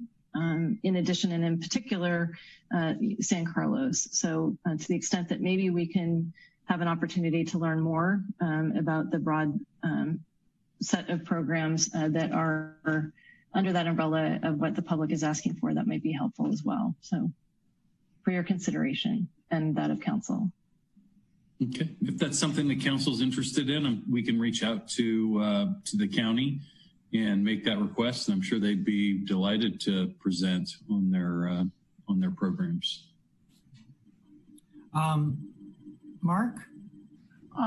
Thank you, Mr. Mayor. I'll just mention in passing that I don't have any objection to either of the subjects that Laura mentioned. Personally, the one that's of more interest to me is the affordable housing component, just because the educational one is a large issue. And my background is such that I think I understand what the county is doing in that regard, that other people may have a different perspective. I actually had a slightly different question, but moving in the same direction, which is I too very much thank the chief and the sheriff for participating in this and pulling this presentation together. I think it's a great start, but I think it's a start. And I guess my question for my colleagues is, what's the interest in going on from here? I mean, I heard a number of questions, not just for me, for other information and for further discussion, but I'm just curious as to whether or not we think this, okay, we've checked this box and we can move on, or whether there's going to be a desire for further discussion. Mark, that's a good point. I'm wondering whether or not we should at our next council retreat, and maybe we could schedule that sooner rather than later. We didn't have one this month, and we could certainly do it by Zoom, and we could maybe at a council retreat we could brainstorm ways that we could further this conversation. That would certainly, just my reaction, that would certainly be a way to do it. I guess if we accelerated it, it would be something that we could consider doing, and we are moving into the summer hiatus, basically. I guess my only hesitation ultimately is those meetings tend to be fairly sparsely attended by the public, and I think mostly because of scheduling issues. They take place during the day usually, and it seems like this topic is of pretty broad interest to a number of people in the public, and I don't want them to think that we were trying to sort of push things off to the side and discuss them while they weren't there. So that'd be my only hesitation about doing it in that forum, Ron. Ron, you're on mute. With the Zoom format, we could talk about an evening meeting. So that's something that it sounds like we probably need to have more discussion on it. And, we don't necessarily have to have a 9 a.m. Friday morning meeting. So we can talk about that. Adam? Yeah, thank you, Mayor Collins. I just want to follow up on Mark's statement. So I'm happy to have sort of a further conversation. I guess I just want to, and that's why I kind of like the retreat idea, so we can have a little bit more interaction on it, because I'd like to have a better understanding from the council and to, where we go from here too. Because I think we had some good questions and it was a good discussion, but I just think we need a little more time to get in depth, and I'm happy to sort of have a longer discussion at a council meeting, as well as a follow up to that retreat kind of idea. Yeah. Jeff, I'm wondering, maybe we ought to, you and I are going to talk in a couple of days. Maybe we could talk about putting that together for a council retreat where we can really start, coming up with our ideas and sort of flesh out how we want this conversation to continue. I'm happy to participate with you and help you come up with some options. Yeah. I think we all, we're all struggling. We're all trying to do the right thing here. Like I said before, we don't want to make the wrong decisions. We don't want to kill what's working. But we want to find ways that we can be responsive and make sure that the community understands that we really are trying to create a better experience for everybody. So. Yeah, absolutely. I mean, I think, I think probably, the best thing we can do in San Carlos to, really help move this agenda forward is to continue to have this dialogue with our community and the sheriff's office. They bring, decades and decades worth of practical policing experience to the table. Our community brings decades and decades of knowledge of itself and its own needs. I've certainly talked to, our 5 elected officials here tonight who all seem to care deeply about this issue. I know my staff at City Hall care deeply about this issue. And, I'm just so, once again, impressed by our community, not just our leaders and our employees, but our community as a whole, to want to talk about these things and to want to learn and grow. We're a city that, really prides itself in, trying new things and developing new frontiers. It's why we're sitting here with, our chief and our sheriff, because we wanted to pioneer something that we felt like made a great deal of sense to our community, not just financially, but practically in terms of how we provided a critical service to them. And it's their community and their voices, normally, right, we've all done this a long time. Normally, we're out yelling, to the community, hey, we're talking about these things, please come talk with us about them. And people are busy and, they're happy, and San Carlos is a great community and they trust us and they go about their daily lives, and we don't always get the participation we want. Now we have it. And I think we owe it to ourselves and our community to take advantage of it. And I know that's the direction that I'm getting from council members and conversations and what I'm hearing from the community. So I applaud the council's efforts in this area, applaud the sheriff's efforts and our chief's efforts in this area. And, I think we have something to offer. And it's going to come through talking about it and being open and transparent. Great. Thank you, Jeff. Thank you, Chief, Sheriff. Really appreciate your coming tonight and making your presentation and listening to the comments of our community. Okay, we now, due to my convoluted rearranging of the agenda, we're going to move on to, I think we were going to move on to the consent calendar. And Laura, did you want to start on what you suggest? I see your hand raised. I think you're muted. Thank you, Mayor Collins. I would like to move that we pull item 7D from the agenda. Okay. All right. Are there any other council members that want to pull items? Through the chair, I also would like to pull item 7D. I'd also like to pull item 7G as in George and J as in Jackie. Okay, so we have items 7D, G, and J. We will do that. Do we have any other items before I assume that we've pulled all the ones we're going to pull? Okay. Anyone like to make a motion on that? Through the chair? Yes. Sorry, I forgot to mention that I don't want to speak for Laura. For me, I don't actually need a presentation on the items. I just had some comments that I wanted to make before the vote, and I want to make sure everybody has a chance to make comments on them, but I don't need a presentation on the items that I asked to pull. Okay. All right. That's fine. Okay. I'm anxious for a motion here. I'll make a motion that we pull items 7D, G, and J from the consent calendar.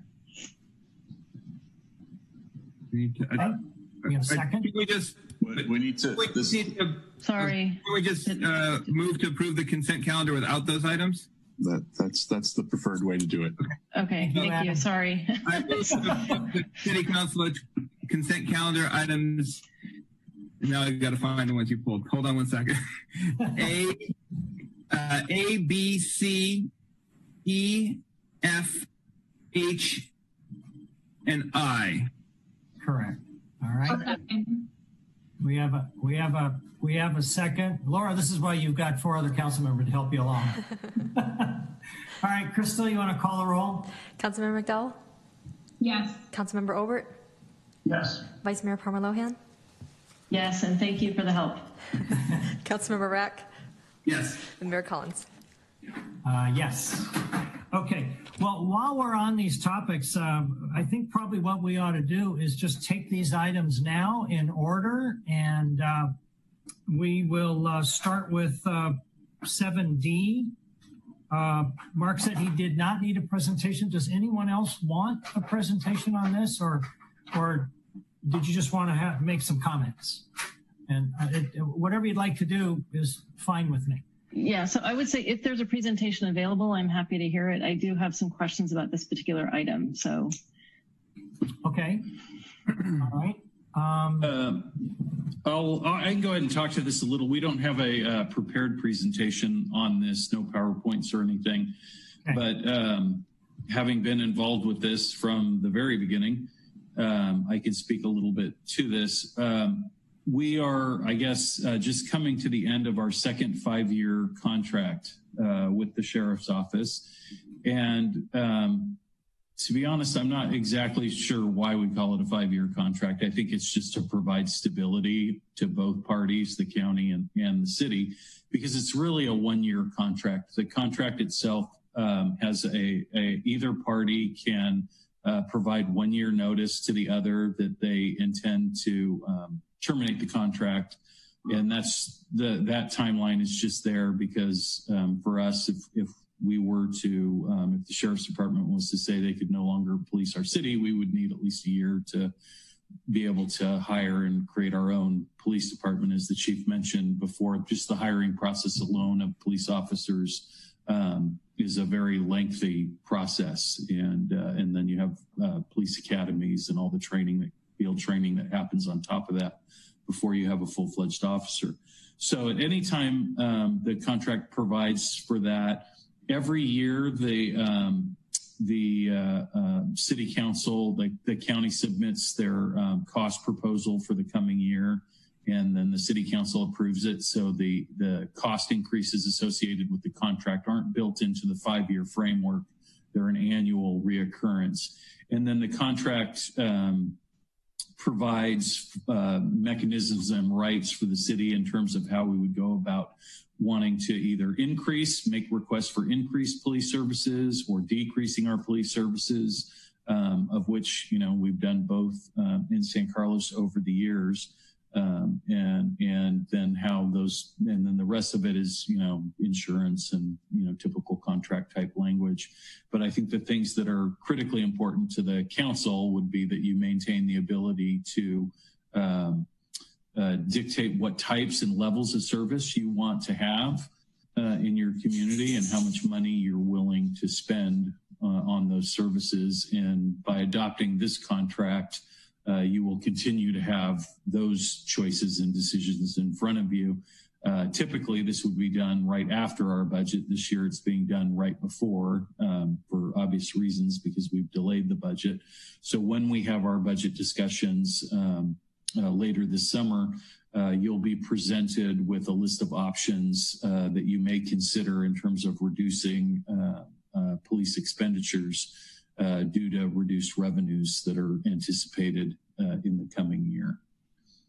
So this year's contract is approximately $9.2 million, which I believe means that the dollar amounts have gone up about, I want to say about $1.7 million over the last 10 years. I think we heard the chief say earlier that, he estimates, at the time we estimated that we'd save $2 million a year under this contracting formula. And that's a difficult thing to track over time. It certainly has held true in terms of dollars year over year and what we had anticipated.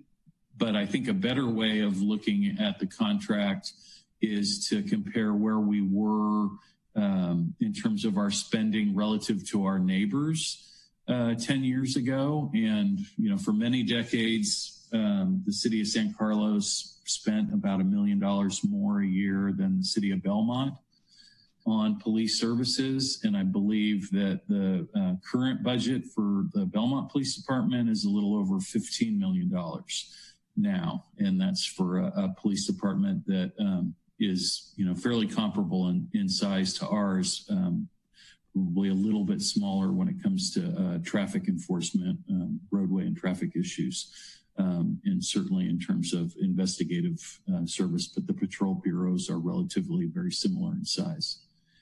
So I'd be happy to answer any specific questions that you have, and I believe the chief is still on to answer as well. And I don't know if our sheriff is still with us, but Carlos and I first worked together to put this contract together 10 years ago when he was the undersheriff and I was the city's administrative services director. So I'm pretty intimately involved with this particular contract and how it was developed and the best practices that went into it. We worked very closely with the Los Angeles County Sheriff's Department in formatting this contract.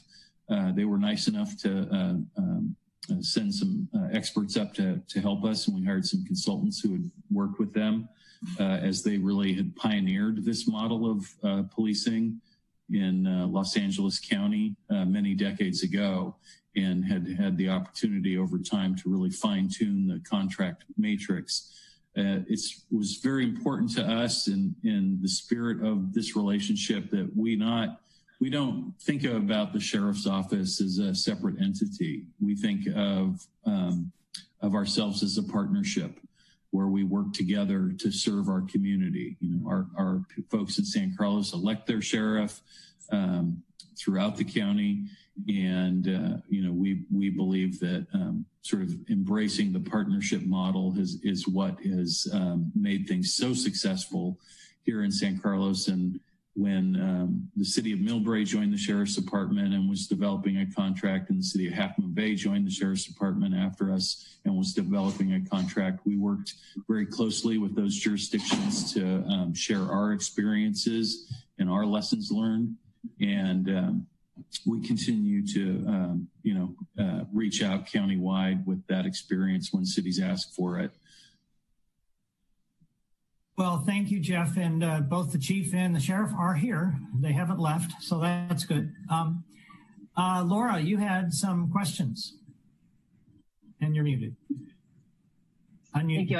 I saw Adam's hand up first. Adam, did you want to pose a question? You raised just a more process question on the consent calendar on these other items about just public comment. I just wanted assume we have to check for public comment. That's just to. I just asked Crystal, and there's no one wishing to speak at the moment. That was my only question right now. Okay. Great. Thank you, Councilmember Rock. So a member of the public brought to my attention a concern about the 3.8% increase in the implications in light of the anticipated 10% budget cuts for the city of San Carlos. So Jeff, I imagine this is, if you could field this, that would be helpful for us to understand what the 3.8% increase is, and how does, against this backdrop of the anticipated budget cuts, and kind of what's that? Could you provide some color there, I guess? Sure, I'd be happy to. The terminology that we would use at the staff level would be to call this a base budget. And that's what we do with our own budgeting, right? When Rebecca Mendenhall, our Administrative Services Director, sits down and starts to plan for the basic shape of the next year's budget, she would look at, any contractual obligations the organization might have. Obviously, that would include memorandums of understanding with their employee unions. Those are legal agreements. The city has an obligation to pay those already agreed upon salary and benefits for whatever the term of that contract is. We have other contracts in place for services that we're then legally obligated to pay. We look at things like inflation, all those known costs, and then it tells us, okay, if the council didn't change anything about what we're doing right now, this is what we think it would cost us next year to do exactly what we've been doing. So that becomes the base budget. And then we look at, the last several years, it's been, okay, we think we're going to have a little bit more money than what we're going to need to pay that base budget. And so then we start that dialogue through the budget process with the city council. Here's what we do. Here's how much it costs. Do you want us to continue doing those things? We have some extra money. What kind of things would you like? What kinds of programs would you like to grow or change? Conversely, in downturns, such as the one we're facing now, we create that base budget, and then we see how much money we're short. And then we come to the city council and we say, okay, to be able to do what we were doing last year, we think we're going to be short X number of dollars. And here are some thoughts about how we might, trim back and cut back on things to try to balance that budget. So what the sheriff's contract is telling you is this is the base number to continue to provide the services at the levels that you've had last year currently. And then it's up to the council to balance the budget. So the contract gives you the ability then to reduce services down to the level that you can afford. And so that 3.8% number is just the starting point before the council's budget process brings it back into line to what your spending expectations are for us. So you're not contractually obligated to pay that, that $9.2 million because the contract allows you to reduce services. Thank you. Much appreciated. Sarah? Thank you, Mayor. To follow up on the funding for this evening, I see that there's an additional line item for optional DUI services. Is that something that we need to decide upon tonight, or can we discuss that when we're going over the full-blown budget? You can actually do both. You can approve the contract as it is and then still have that discussion and make changes during the budget discussions in August, or you could adopt it without that particular provision tonight and still then decide to add it back if you wanted to in August. So the only opportunity that you're losing would be for any sort of DUI work in that area above and beyond for the next, approximately 6 weeks. Okay, and just to follow up, maybe Chief Dury, would you like to just briefly tell us kind of the scope of those optional DUI services and how that would be going above and beyond what we have now? Yes, that will add, the extra 50,000 will be for additional DUI enforcement, more DUI cars out on the weekends. And we're really making a big traffic push not only in San Carlos, but all our bureaus, but this obviously is for San Carlos, to do more checkpoints in different areas of the city. And that's what this was for, is for more DUI cars on the road on the weekends and more DUI checkpoints in the city. We did our first checkpoint in the city, I believe it was December 20th of last year. It was very successful, but it's the first one that was done in San Carlos since 2012. And I want to do numerous ones throughout the year, not just one every few years. And that's part of our more of our robust DUI campaign that we're pushing, not only here in San Carlos, but organizationally. That funding will go through that as well. Okay, thank you. Mm-hmm. Okay, Mark, I believe you had some comments you wanted to make. You didn't raise your hand, but I do remember that you did want to make some comments. Yes, I did, and I'm happy to make them now, or I'm happy to make them after we have a motion and a second, whichever you prefer. Yeah. Oh, well, why don't we get a motion and then in a second, and then then you can talk then. Through the chair, there is a caller calling in, so if you want to take that. Thank you, Crystal. Yeah, let's before we have a motion, let's take the public comment. Okay.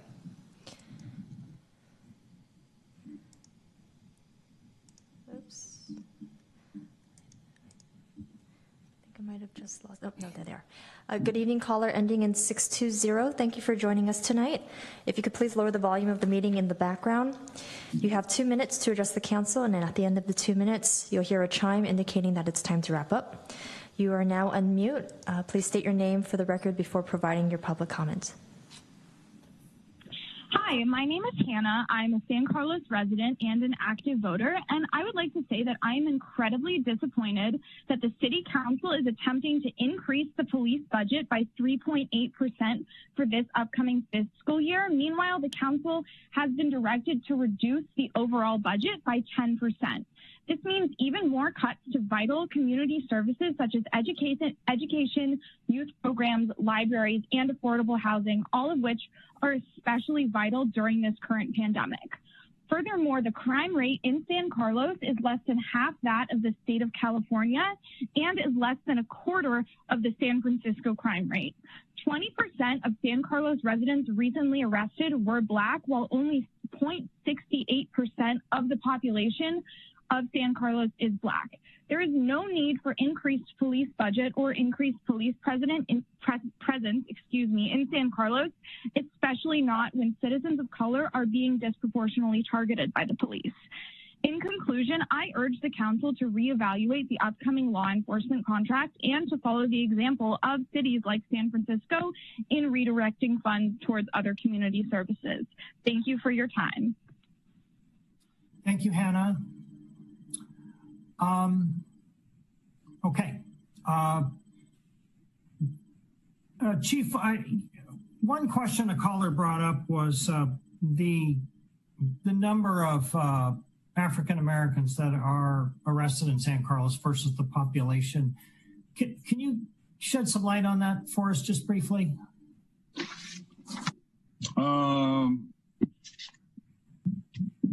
I believe the arrests are you looking for a percentage? No, I'm just wondering, you know, the ones that were arrested, I think, I don't want to speak for her, but I wonder if the people that were arrested were residents of San Carlos, people who happened to be arrested in San Carlos who may live somewhere else. Do you have a lot of arrests for people that are in our town from another town?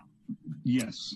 Most of our arrests in town are for people that don't live in San Carlos, and I think maybe that's what she was referring to. But yes, most of the people we arrest aren't here. A lot of the auto burglars and residential burglars do not live here in the city of San Carlos, and a lot of them are people of color. That is correct. Okay, thank you. Okay, I think at this time, would anyone like to make a motion? I move to adopt a resolution approving the law enforcement services agreement with the San Mateo County Sheriff's Office for July 1st, 2020 through June 30th, 2025, and the fiscal year 2021 payment of $9,270,000 $1,076 for police services, with an option to increase by an additional $50,000 for DUI services. I'll second. All right, we have a motion and a second. Mark, you have the floor. Yes, thank you. I just wanted to say that I'm glad that we had the earlier discussion. I'm glad, Mayor Collins, that you resequenced the agenda. I do think, as I said, that earlier discussion was a good start, but we need to continue moving forward. As a former financial executive, it's generally not good advice to renew long-term contracts when you're in the midst of deciding what you actually want the contract to look like. But I think, as City Manager Maltby explained quite clearly, that this contract by design is actually quite flexible, so that we have the opportunity to reduce spending, increase spending, redirect spending, target how some significant portion of the funds are used. And that very flexibility is something why, even though we're still in the midst of having this longer term discussion, I'm going to be supporting the measure. Okay. Laura? Thank you, Mayor Collins. I too appreciate the conversation that we're having with respect to this, and understanding that in a similar fashion to Councilmember Olbert's comments, that we will have the opportunity to evaluate the menu of services that we receive from the Sheriff's Office during the budgeting process. So I appreciate that opportunity. And I do recognize that this contract is really, when I look at it closely, for basic and essential policing services, for example, traffic and parking enforcement, investigations, patrols, and basic equipment, and that type of thing. So I look forward to continued discussions on how we partner with the Sheriff's Office to keep San Carlos safe. Thank you. Adam? Thank you, Mayor Collins. I also will be supporting this measure, but and I wanted to just sort of say that I appreciate that the timing is a little bit off than what our normal process on that, and look forward to further discussions. And I appreciate the flexibility in the contract to look at things, and again, appreciate the relationship we've had with the Sheriff's Department over the last now 10 years, into providing law enforcement services for us and our town. Thank you, Adam. Sarah? Thank you, Mayor. I will keep it brief. I too will be supporting this resolution, but I am looking forward to taking a deeper dive into the budget when we go through the entire process in late August, early September. And I just want to encourage everyone who so thoughtfully weighed in tonight to please also join us again when we review the budget. And I'm looking forward to having public input during that time as well. Thank you. Thanks, Sarah. And I would just add that sometimes it's difficult to understand, how we do things, that just because we take an action that doesn't appear to jive with what the public sentiment is, doesn't mean that we don't hear the public sentiment, and that we are looking at ways of improving our services. This is something that was planned for a long time. It doesn't mean that we're not committed to finding ways to improve how we serve the public. So with that, Krista, would you please call the roll? Councilmember Olbert? Yes. Vice Mayor Palmer-Lohan? Yes. Councilmember Rack? Yes. Councilmember McDowell? Yes. And Mayor Collins? Yes. Okay, and at this time, it is 9 o'clock. I would like to take a 5-minute recess, and then we will, when we come back, we will address item 7G. So we will come back at 9:05. Thank you.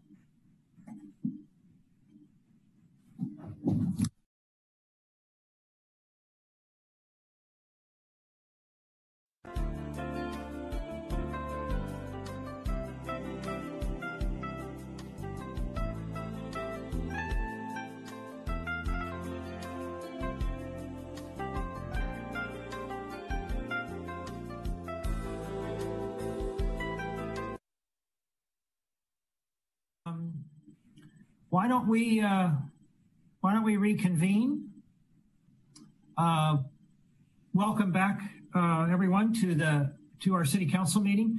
We are going to continue now with item 7G. This is to adopt a resolution authorizing the city manager to enter into a professional services agreement with Lamphere Gregory to prepare an environmental impact report for the Alexandria Life Sciences and Technology Project at 987 Commercial Street in the amount not to exceed $294,000.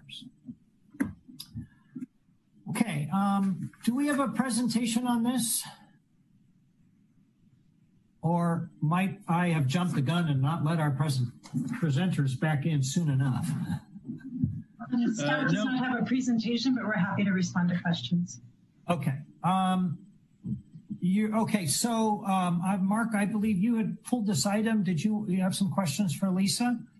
No, I just had a comment that I wanted to make before we take the vote. So I'm happy to wait for a motion and second and do my comment now, whatever you like. Okay. Well, let's have a motion. I move to adopt a resolution 7G, adopt a resolution authorizing the city manager to enter into a professional services agreement with Lamphere Gregory to prepare an environmental impact report for the Alexandria Life Sciences and Technology Project at 987 Commercial Street in an amount not to exceed $294,000. Okay. Second. And there's a motion and a second. Okay, Mark, go ahead. Thank you, Mr. Mayor. I just wanted to make an observation, which I've made in a different form before, both for my colleagues' benefit and also for the benefit of the public. While the authorization that's being voted upon right now to do the EIR is certainly not the final approval for the project, it is a sign that the project sponsors, Alexandria in this case, are very close to submitting final plans for the city to review and approve, which is itself a fairly lengthy process. But the key thing is that upon the submission of an approval package, let's call it that, the degree of flexibility that the city and the community will have in order to try and perhaps adopt different regulations as to various elements of how the land is developed and how it relates into the broader development plan in San Carlos will go away because the way the law works is to a certain extent, once the plan is complete and submitted, the rules in effect at the time that that event occurs is what's binding going forward. We will have the opportunity to negotiate certain things, but there will be other things that we will not have the ability to negotiate. As I've said before in other contexts, that greatly concerns me. This is a gigantic project by San Carlos standards. It will have a very significant effect on what we all know is the jobs housing imbalance in the region and even in San Carlos. And I just regret the fact that we've gotten to this point and have not had an opportunity to even reflect upon whether we want to make some changes to the rules of the game that are going to be applied. So we're going to be going forward effectively with rules that were established probably about a decade ago. And maybe those will meet our needs today, maybe they won't, but the opportunity to change them is essentially vanishing before our eyes. Thank you. Jeff, thank you, Mark. Jeff, just a quick question. Do we lose any flexibility or authority or leverage with a developer before or after authorizing an EIR? Before, no. This specific action, I think what Councilmember Olbert was saying reflects us being further along in the process, but we're not at that. We're not at the end of that application period process yet. So this particular action doesn't, while it may be indicative of where we are, it doesn't limit you in any way. Okay, thank you. But let's, if I may, through the chair, I think Jeff summarized it very well and more succinctly than I did. The clock is ticking, and we're probably at about T-minus 20 seconds. So engines are about to start. Okay. Sarah, you had a comment? I just have since we've discussed a potential retreat coming up soon, I'd like to request that we circle back on this topic because we did have a very lengthy discussion in our last retreat about it. And I think the time is right for us to circle back on it. And it sounds like a retreat is coming up soon. So we could talk about concerns and steps forward there, perhaps. I would second that. All right. If there's no other comments, Krista, would you please call the roll? Vice Mayor Parmalohan? Yes. Councilmember Rack? Yes. Councilmember McDowell? Yes. Councilmember Obert? No. And Mayor Collins? Yes. Okay, let's move on to item 7G, which is to adopt a resolution authorizing the city manager to execute a cooperative agreement with the San Mateo County Transportation Authority for the local partnership grant program for the Holly Street US 101 pedestrian overcrossing project. Same question as last time. Is there a presentation on this? Through the chair? Yes. Again, if other people had questions, I don't want to interfere with that, but I had no questions. I just had a statement I wanted to make. So in the interest of time. All right. Well, if there are no other questions, why don't we just have a motion and we can go into Mark's comments? I move to adopt it. Everybody at once. Thank you, Laura. I move to adopt a resolution authorizing the city manager to execute a cooperative agreement with the San Mateo County Transportation Authority for the local partnership grant program for the Holly Street US 101 pedestrian overcrossing project. Second. All right, we have a motion and a second. Mark? Thank you, Mr. Mayor. So this is a project that dates back to, I think, shortly after I had joined the council back in 2011. And I initially supported it, and I changed my position on that over the years for a variety of reasons. But the one I want to focus on tonight is the last time I recall us, the council, getting a projection of the costs and how it was going to be funded for this project. In round numbers, I think we were looking at likely having to commit someplace between $10 and $13 million of local money, San Carlos money, to this project. It was substantially funded by grants from the state and the county, but not in its entirety. And there was a big chunk of money that was going to have to come out of our own financial coffers. And I felt then, and I feel even more strongly now, given COVID-19 and the very uncertain financial situation that we're in, and also the fact that, in all honesty, and this is not a criticism of staff, it's just the way of the world, every single time I saw an update on the cost of this project, the costs increased. And the share of money that we had to come up with increased. And where we are today with COVID-19 and the very uncertain economic environment, I just think there's a heck of a lot better places to spend over $10 million than on doing a project that even Caltrans doesn't rate as a high priority project. Thank you. All right. Thank you, Mark. I am just hesitating a minute here because I thought there might be a caller, and but it doesn't look like there is. Crystal, can I just ask you? I sent you a message, but okay, thank you. You already answered me. So please call the roll. Councilmember Rack? Yes. Councilmember McDowell? Yes. Councilmember Obert? No. Vice Mayor Parmalohan? Yes. And Mayor Collins? Yes. Okay. Now we're going to move on to public comment. There's usually a message on the screen.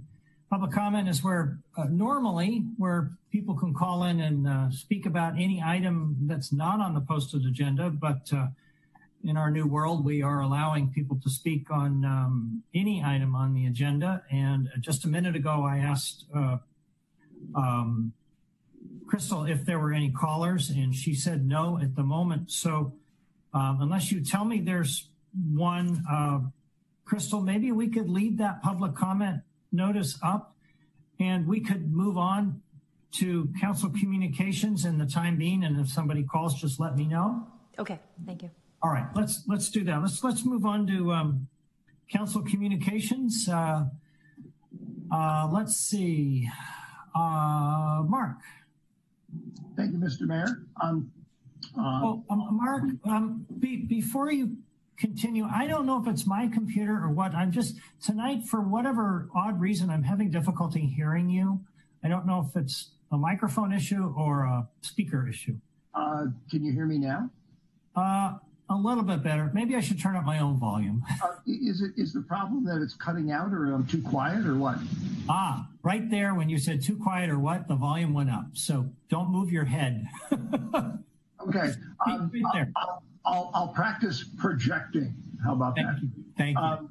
I've just rarely been accused of being quiet. That's my problem. I just was surprised. So the one comment I wanted to make is, I serve as our representative on the Silicon Valley Clean Water Oversight Board. And Teresa Herrera, the CEO, effectively, the chief executive for that agency, did something in the last month that I thought was worthy of note. Because of all of the concerns that were swirling around in the nation about Black Lives Matter and police issues and whatnot, even though it had nothing per se or little per se to do with the operations of Silicon Valley Clean Water, she held a impromptu, not required, only participate if you want to, video conference call with her staff, because they obviously were sheltering in place too. And it was very heavily attended. They had a bunch of very good discussions. People were very grateful to her for doing it and providing a forum in which they could share concerns and perspectives and talk about things. And like I said, even though it was sort of a little bit out of the purview of what you would think a wastewater treatment facility would do, I was very impressed that she took the initiative to do that, and I wanted to give her some public recognition for having done it and having done it so successfully. Great. All right. Sarah? Thank you, Mayor. I have two quick announcements. I sit on the library governing board, and I just wanted to note for the public that tomorrow the Summer Learning Challenge kicks off. There will be grab-and-go bundles of free books with curbside pickup and no appointment necessary. More information can be found on the library's website. And also today, One Life Counseling did a clothes drive, and there were mountains and mountains of clothes that were donated. And tomorrow is the free clothes giveaway event. It's open to anyone in the community. That'll be at 1033 Laurel Street from 9 to 12 tomorrow. Again, open to anyone. So if members of the community can help spread the word, that would be great. Thank you. Laura? Adam precedes me. Oh, Laura, go ahead. If you're ready, go for it. I can wait. Okay, thank you. Sorry, Laura, I wasn't looking. It's all good. Just trying to be respectful. So a couple of things. There was a Homes for All funding meeting this week. It was attended by myself, council member Sarah McDowell, and community development Martin Romo. And what we talked about there was all of the various fundings available for affordable housing and strategies associated with that. Measure K has about 15 to 25 million for affordable housing. And these programs are really designed to meet the needs of those who are currently not being served by current programs. So very technical in nature, and I was glad that San Carlos had such a strong representation there. It shows me that we're keeping a clear line of sight into future opportunities for us to potentially finance programs. So I appreciate that.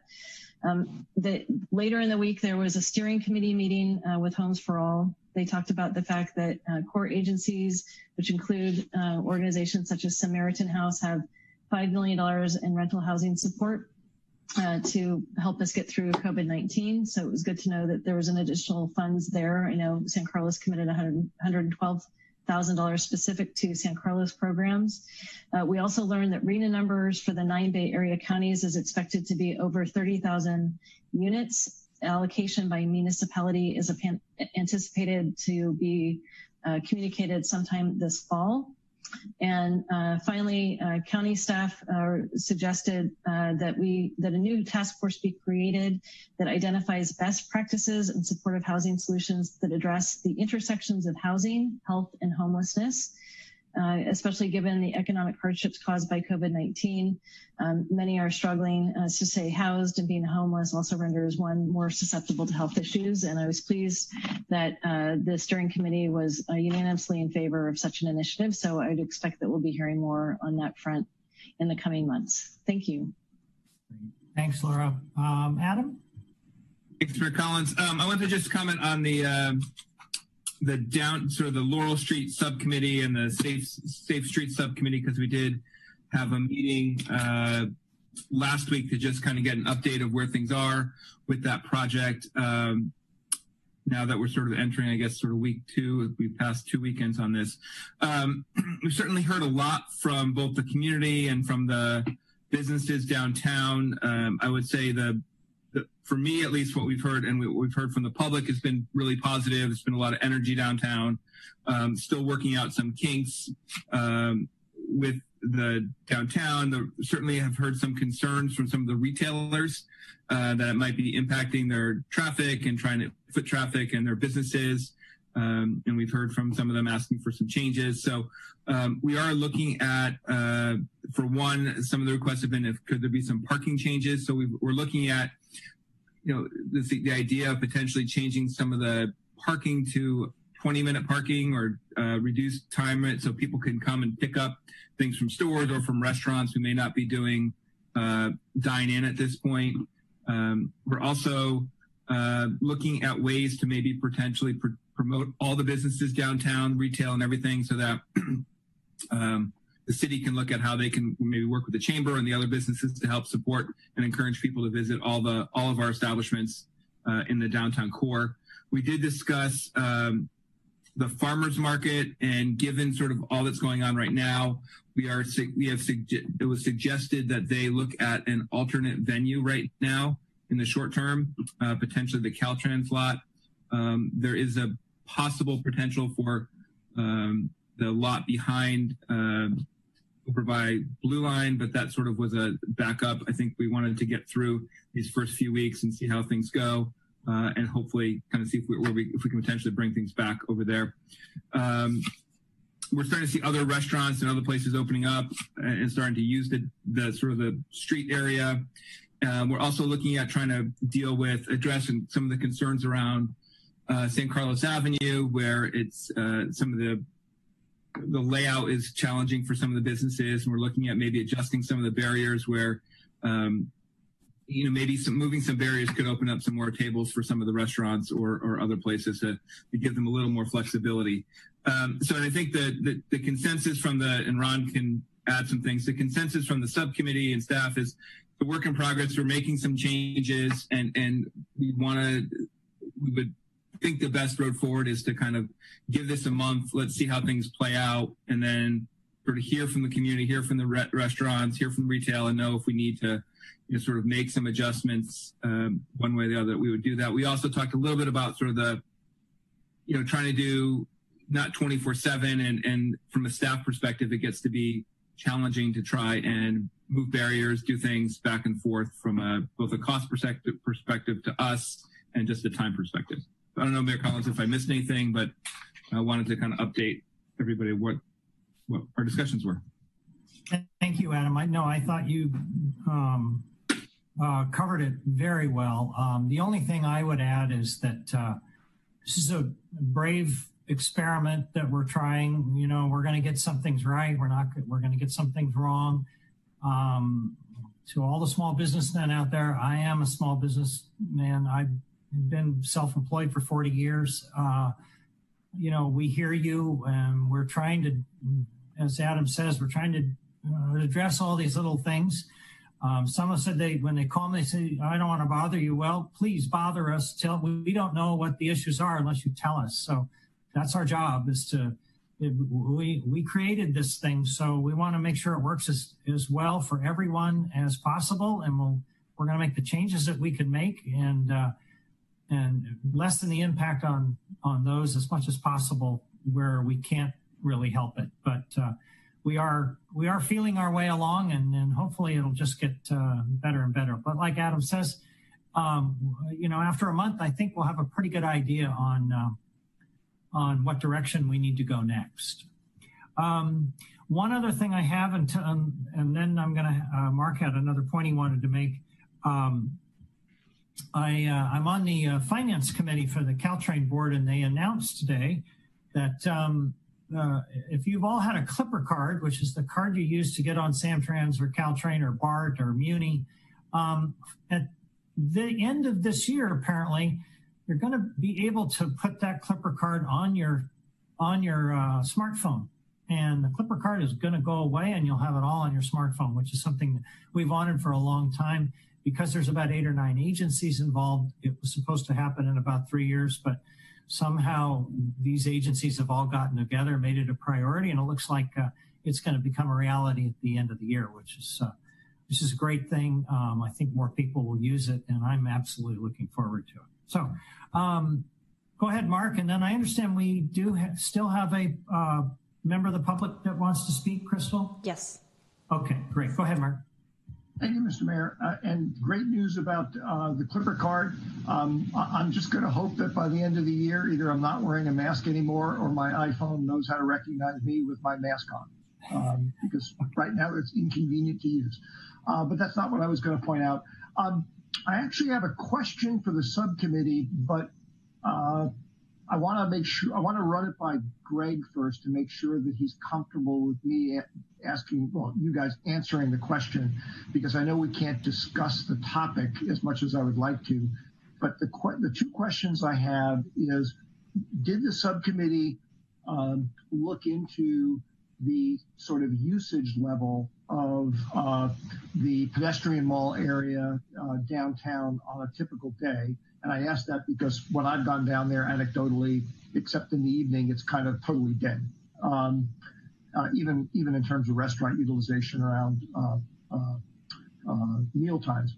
And then the other question I had is, did the subcommittee discuss issues related to needing to enforce the regulations? And again, I'd love to get an answer from the subcommittee, but if Greg says we can't do that, then we can't do it. So maybe we need to ask him first whether you guys can answer those questions. Thank you, Councilmember Olbert. Normally you can ask a very specific question, but there can't be any discussion about the question at all. And I don't know if the subcommittee is prepared to answer that question or not, but you can, a specific, very directed question can be answered. It's just no discussion can be had from that question.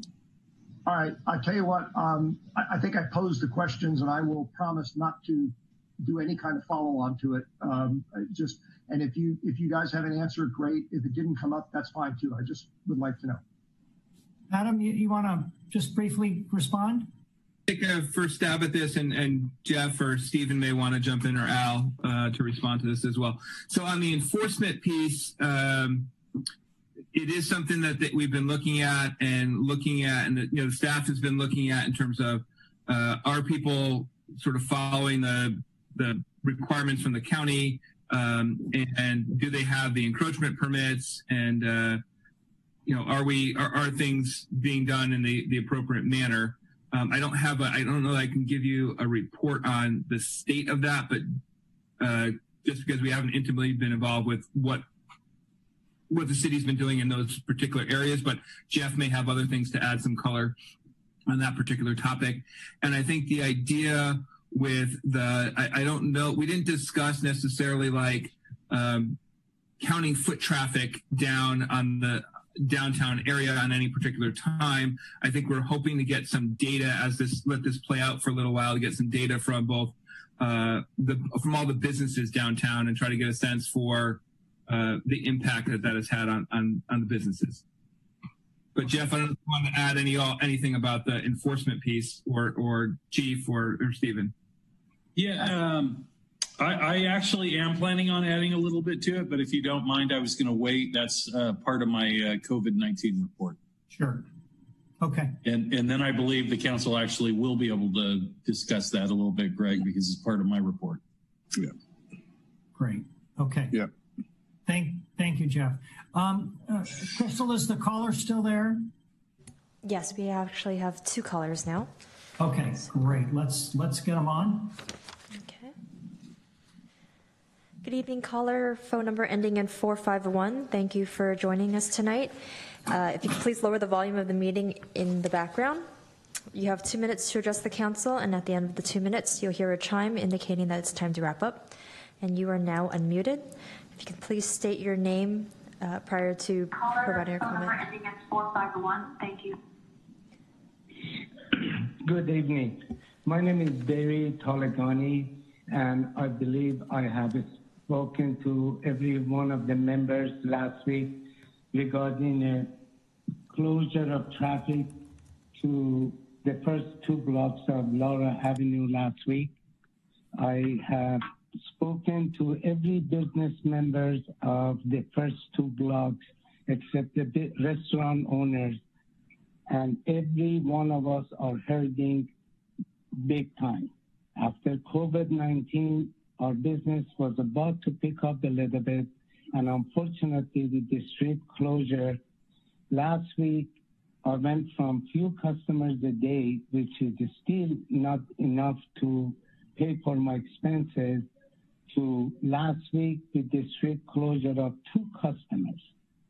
And I do respect the opinion of getting more business for the restaurants, but I believe me and also all the other business owners would like to recommend putting some kind of barricade around the tables that the restaurant have in the first 2 blocks and open the traffic, which brings some business to the rest of the business except restaurants, and the restaurants can at the same time benefit from those people as well. In my block, there are 3 restaurants that are taking advantage of that program you have, and 2 of them are not even open for lunch, and that block is becoming a playground for the kids with the skateboard going up and down the street. Again, I really, really hope that you guys come up with the plan. If you want to wait for a month to see how that plan works, I don't think I personally would last in there. I really would love to see that street open up to traffic for the restaurants' benefit as well as ours. Again, my name is Barry Tolegani with Dynasty Cleaners, and I really appreciate you guys come up with the plan to open it, car traffic to the San Carlos downtown area. Okay, thank you, David. We have another caller, Crystal? Yes, let me let them in here. Good evening, caller. Phone number ending in 121.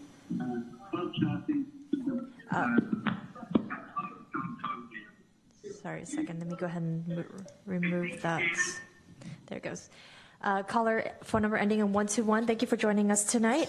You will have 2 minutes to address the council, and at the end of the 2 minutes, you'll hear a chime indicating that it's time to wrap up.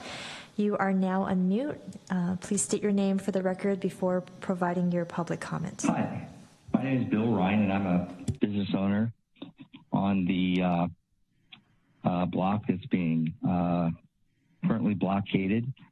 And I signed a petition that Barry passed around, and there's definitely a consensus among the business owners on those 2 blocks that what you have done is not working. It's not helping anyone, including the restaurants. What would be better would be if you could do the parklets like you did on the other blocks. I think that seems to be working. I was downtown tonight for dinner with my family, and those parklets seem to be working on the other blocks. I don't know why you would block the whole street. It doesn't seem to be creating an environment that either helps the restaurants or the retail. I don't know why you need a month. You just need to go down there and see that it's not working. I don't know what studies you've done. I don't know if you did a market study. I don't know if you did an EIR. I don't know that you did a traffic study. You just went ahead and did it, and and now you're going to wait a month to see if it works. It's not working. You need to open up the street. Let us have our businesses opened up. And if you want to do an experiment with parklets. Don't shut down a city street. It's totally unfair to the businesses that have invested their livelihoods. It's a ridiculous experiment, and it needs to end. Thank you. Thank you, Bill. Crystal, are there any more callers? Yes, one just came in. Okay. Let them in. Good evening, caller. Phone number ending in 355. Thank you for calling into the San Carlos City Council meeting tonight. You'll have 2 minutes to address the council, and at the end of the 2 minutes, you'll hear a chime indicating that it's time to wrap up. And if you could state your name before you begin, you are now unmuted. State your name before you begin. You are now unmuted.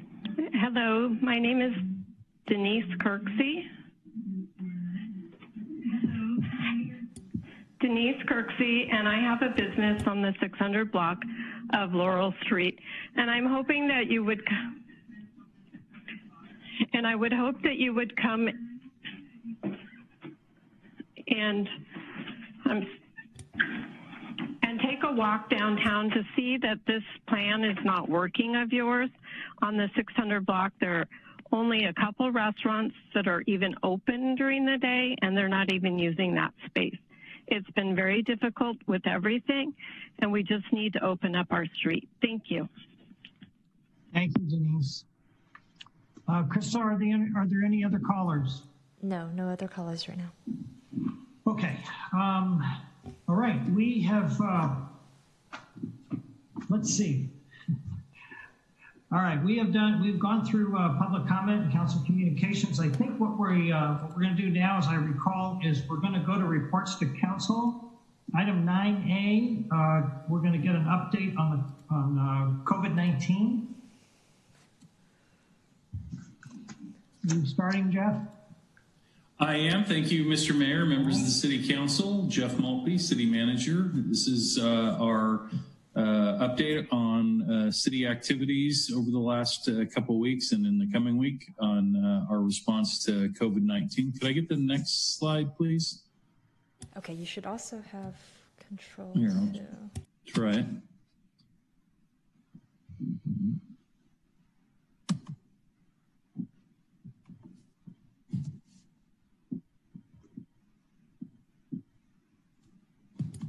Okay, I'll go ahead and take over. Thank you.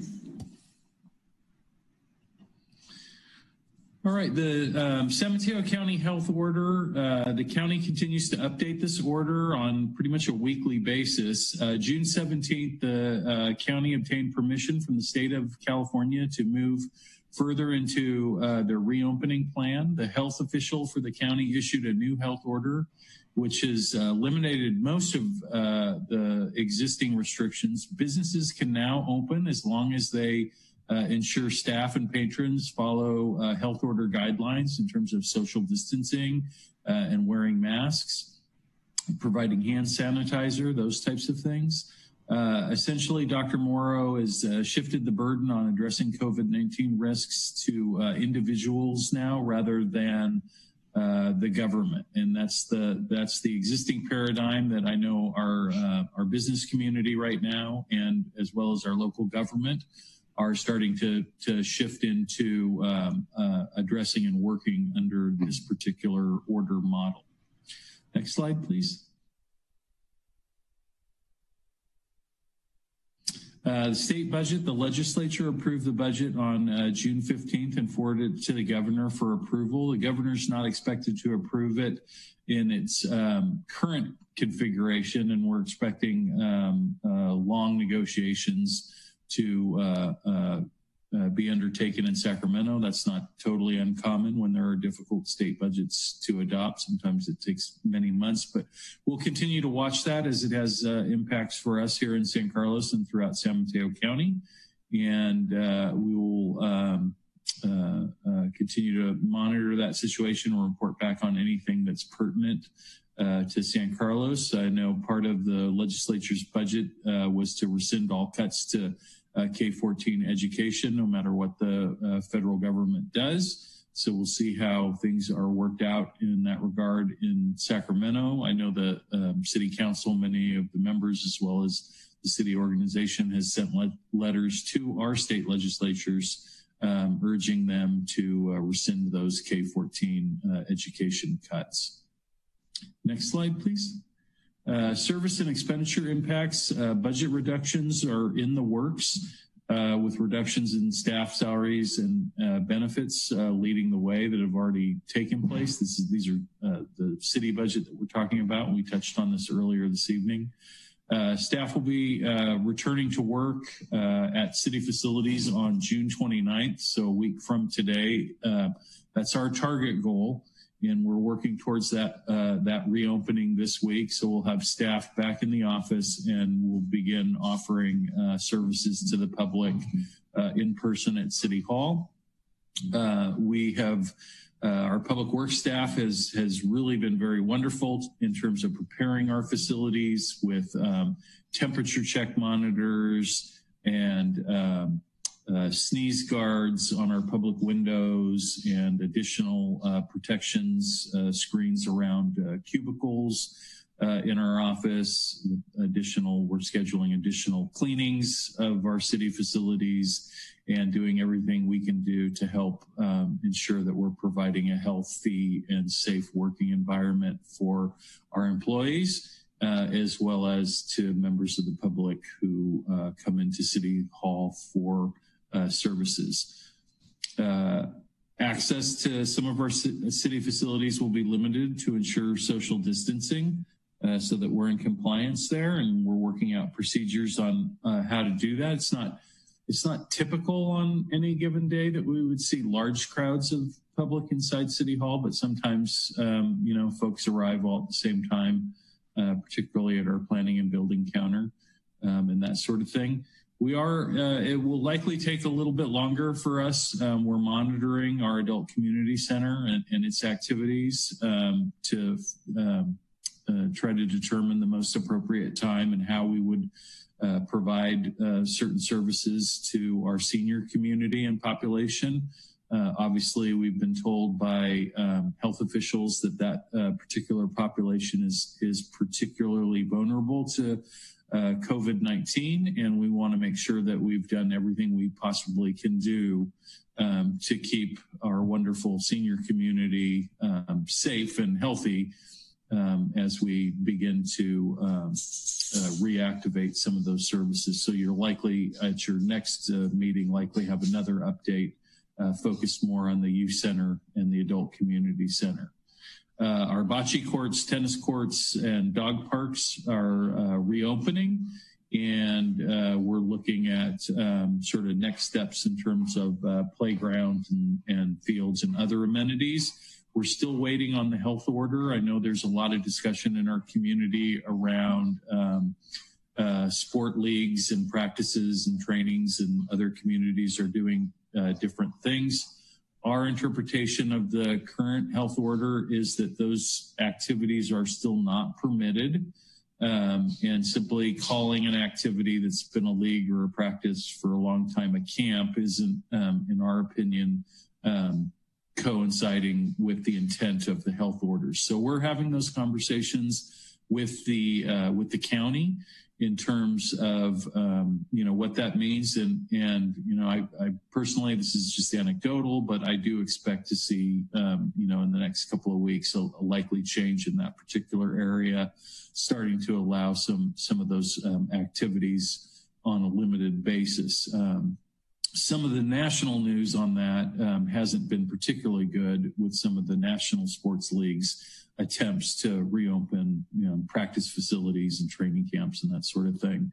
But I'm hoping that at the local level, we can have a little bit more success, particularly with our youth populations. But we're waiting on the county health officer to make that clarification and make that clear countywide. Next slide. City actions. The Laurel Street closure has been in place for a little over a week now. and we're working with the businesses in the communities to optimize water wall placements and to help secure permits for use of cities right away. Staff will also add some additional 20-minute temporary parking stalls in the downtown area. As you know, we've already added even more accessibility parking spaces than we had previously in the area. We're doing A-frame signage along San Carlos Avenue and Laurel Street, reminding restaurants and diners about county health orders and rules, including wearing masks when in public. The weekend bike loops will commence this week. Message boards were deployed to advertise the routes and this bike loop and pedestrian loop happening. So we're getting geared up for that. I would say that the first week of activity in the downtown was fairly chaotic. We had a lot of communication with the restaurants and businesses in the downtown about what's permitted and what's not permitted in terms of helping them. We had, for much of last week, quite a few still incomplete applications for the encroachment permit to be able to use the street. The difficulty, that we're not charging for the permit. It's relatively simple application, but it does require that they have their health plan attached, which is a county health order or state health order requirement. And then we're requiring proof of insurance. And it seems like that message has got out. Most, if not all of the applications are now complete. There might be just a couple outstanding still that we're working with, but I know the businesses have really kind of regrouped on that and gotten that taken care of. So that's great. And we really appreciate that. And as they've sort of settled into this, I understand we had deputies in the downtown and code enforcement out. And there seems to be a lot more compliance. Things seem to be a lot smoother over the weekend from our reports than they had been last week. So that's great news. We fully sort of anticipated that, the first week or two of this might be a little bit turbulent in terms of folks understanding. We're going to be sending a mailer out to the community about the closures and the reopening of the businesses that should go out to the printer tomorrow or the next day. It will have links in it for people to go online and see maps of where they can park in the downtown area. We're going to follow that up with an actual mailing to the community with a map of parking locations and as well as accessible parking locations and 20-minute parking locations so that folks have a better understanding of where those parking spots are so that they can utilize them. And we're also going to try to do some promotion of our local businesses in the downtown to try to encourage San Carlos residents to use those. We have issued several warnings to businesses last week who were substantially not in compliance with our requirements or the health order. One citation to a business was issued that will be a criminal citation that will go through the process now. And we've asked our deputies to pay special attention and stop in and check on the downtown frequently to help ensure that we're getting compliance and report back to us. And we're sending our code enforcement people into the downtown on a regular basis to look to make sure that we have compliance with the health orders. One report that we do continue to get, and this is really where this is a three-way partnership between the city, the business community, and the residents and community members of San Carlos. And we all need to work together and collaborate to make this successful. And one area where we are seeing maybe less compliance, certainly than we would like to see, that is in the wearing of masks in our downtown. And I would really urge our community to put the masks back on when they're downtown. You don't obviously have to have a mask on when you're sitting down and eating, but that is something that is required, and we will begin to insist that you have those masks on if you're going to visit our downtown. And if we're not able to get that sort of compliance, I know that the subcommittee has asked specifically for these health order compliance checks to take place and reports back to occur. And it's possible if we can't get that level of cooperation from our community, the subcommittee may, recommend changes to the program, including termination, if we simply can't get that health order compliance that we need. Next slide. Do I have one, or is that the last one? That might be the last one. Yep, that's the last one. So that concludes my report. I'd be happy to answer any questions the council might have.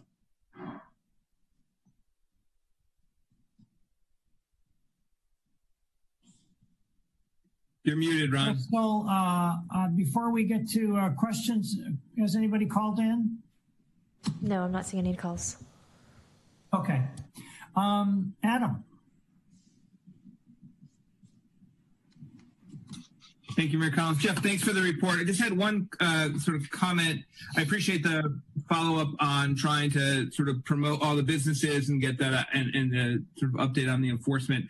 I guess one thing we've heard that we might think about is some better signage downtown in terms of where some of the parking is.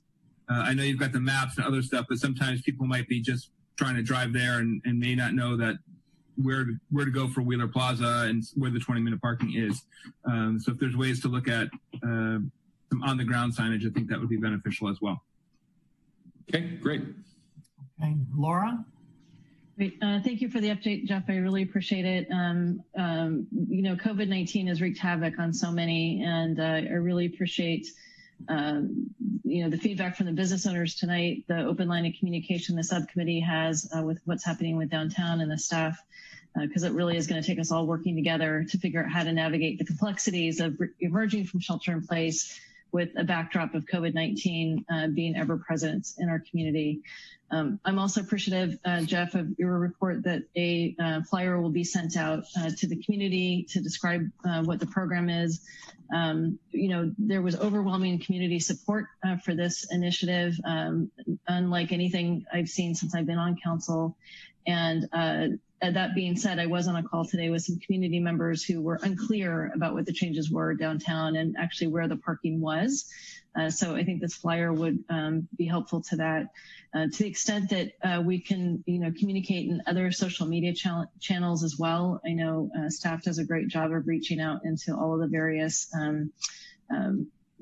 communication channels. I think it would be helpful to communicate what's happening downtown and the fact that it is open and what's expected of them, including maybe some additional messages to your point around the wearing of masks, if that's already been an observation that is concerned about. One question I have is around measurements of success.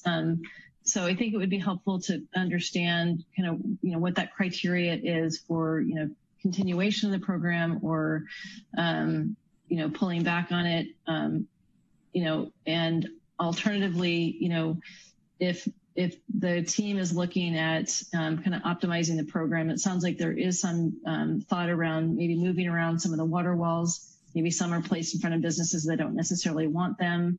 Maybe some businesses don't have them that do want them. So can you talk a little bit about kind of the communication strategy here with the general public, and also kind of how the program will be optimized and what the thinking is? Yeah, our public works staff has been in frequent contact with the business community downtown about particular issues about locations of water walls and those kinds of things, and are making changes that they can. Obviously, in some instances, there are roadway constraints and things, driveways and corners and things that have to be taken into account. But they're working to do that to, open up parking in front of some businesses that would prefer to have parking on San Carlos Avenue, and then find spots for others. we've encouraged folks who don't have a natural sort of frontage where they can do this in front of their property to reach out to neighboring businesses. And we've told them that if their neighboring businesses provide written consent, we'd be happy to set up in front of their location for another business's use. And then we're going to continue to, as you say, provide that information to the community through our website and our social media outlets. For many folks in our community, that's a very easy, quick, and timely thing to do, and we can update it as there are changes. The hard copy stuff is harder to update, obviously. It takes a lot more time, and it's much more expensive to put out, so we're going to try to focus on more permanent things like where parking is located and that kind of thing, because that's not likely to change significantly as we go. And then I think, the point that you bring up, and I believe Councilmember Olbert brought up earlier about, just having eyes on the downtown and trying to define what success looks like is important, and being willing to tweak things if the program isn't working as intended. I think one of the things that maybe sometimes gets lost in the discussion that I recall is that, this was probably the focus of this really was more about residents than it was about businesses, providing the residents an opportunity to go downtown and utilize their downtown. And then as a sort of secondary issue and benefit is, helping those small businesses downtown. So I think we need to track that and look at it. I think, based on what we've seen in other communities with, pedestrian bike loop programs and street closure things, it's going to take, some weeks before we really start to even see what normal usage looks like as people are learning about the openings and venturing out. I don't think it's just like a flip a light switch moment. And so it's just, a matter of sort of, letting things play out a little bit downtown and seeing how the public, what the public usage and the business usage looks like.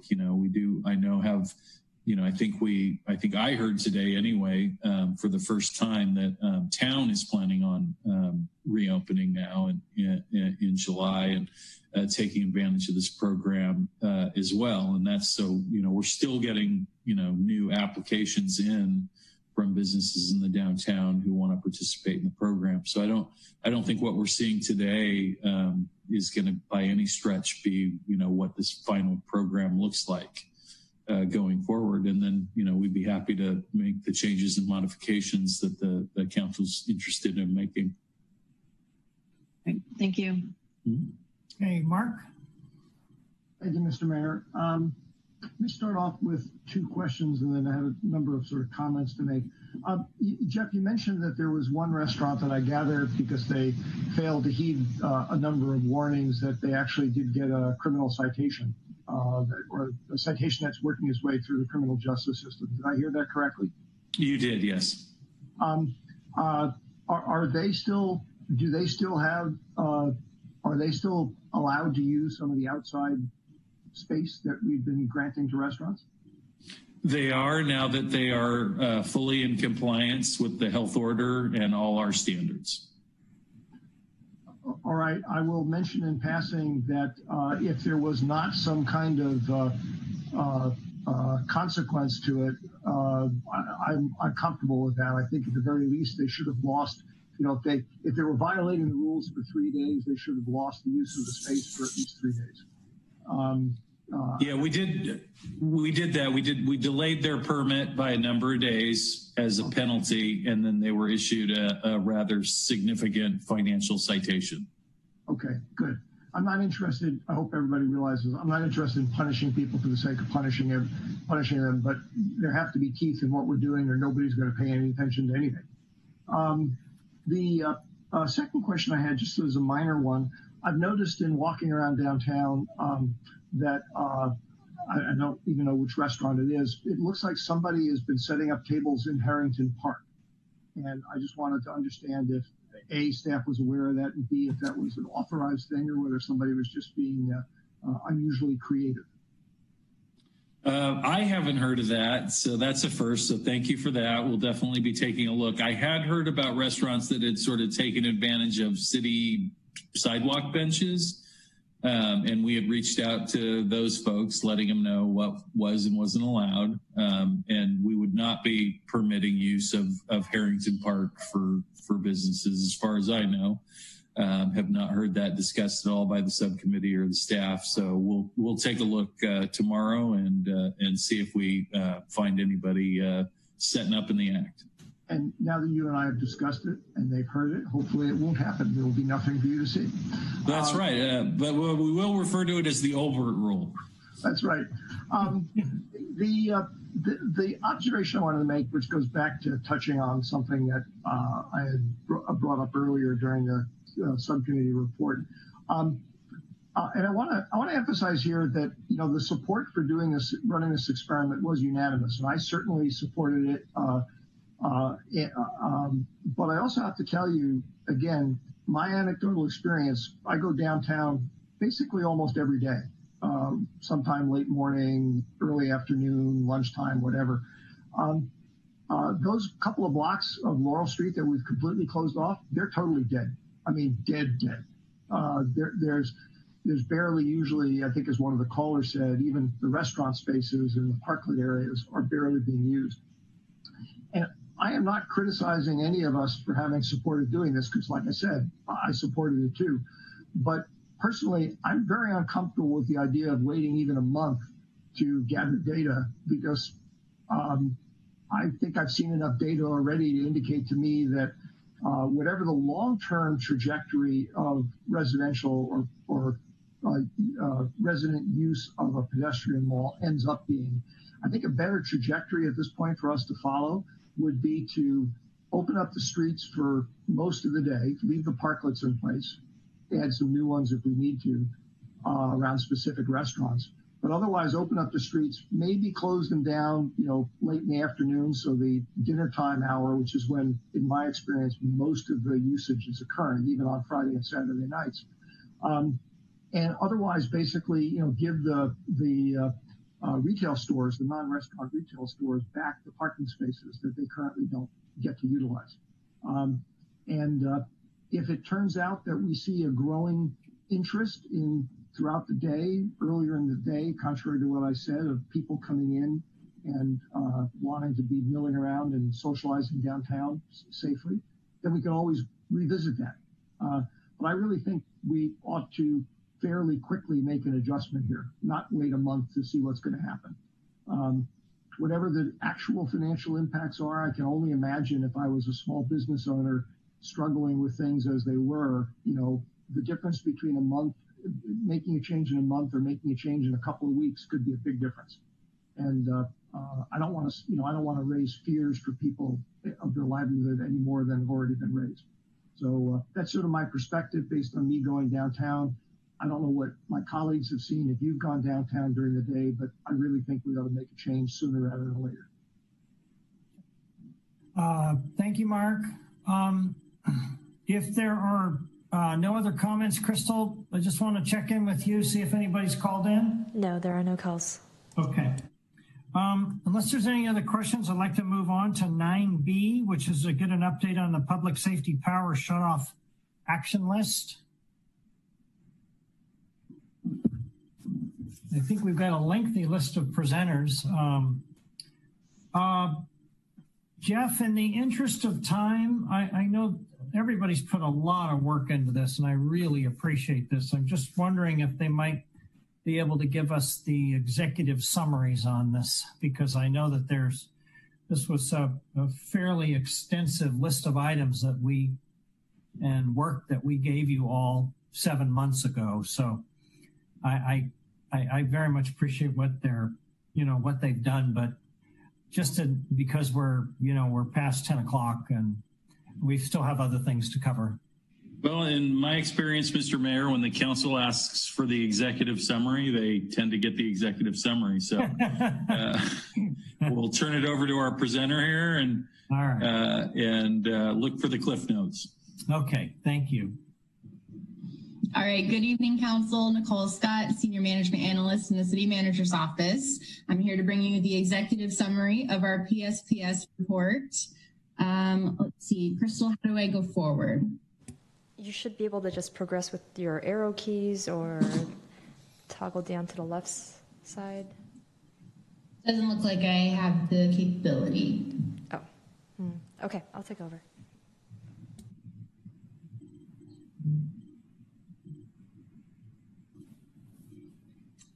All right, so as you know, this item is coming before you in response to last year's PSPS events. So in October, we had 2 days of shutoffs.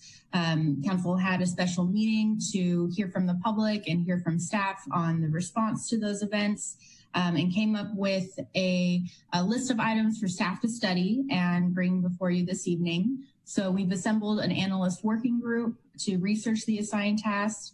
The group was comprised of analyst level staff from various departments, and we worked for over 300 hours with Public Works, the Sheriff's Office, Fire Department, and Office of Emergency Services to bring you tonight's report.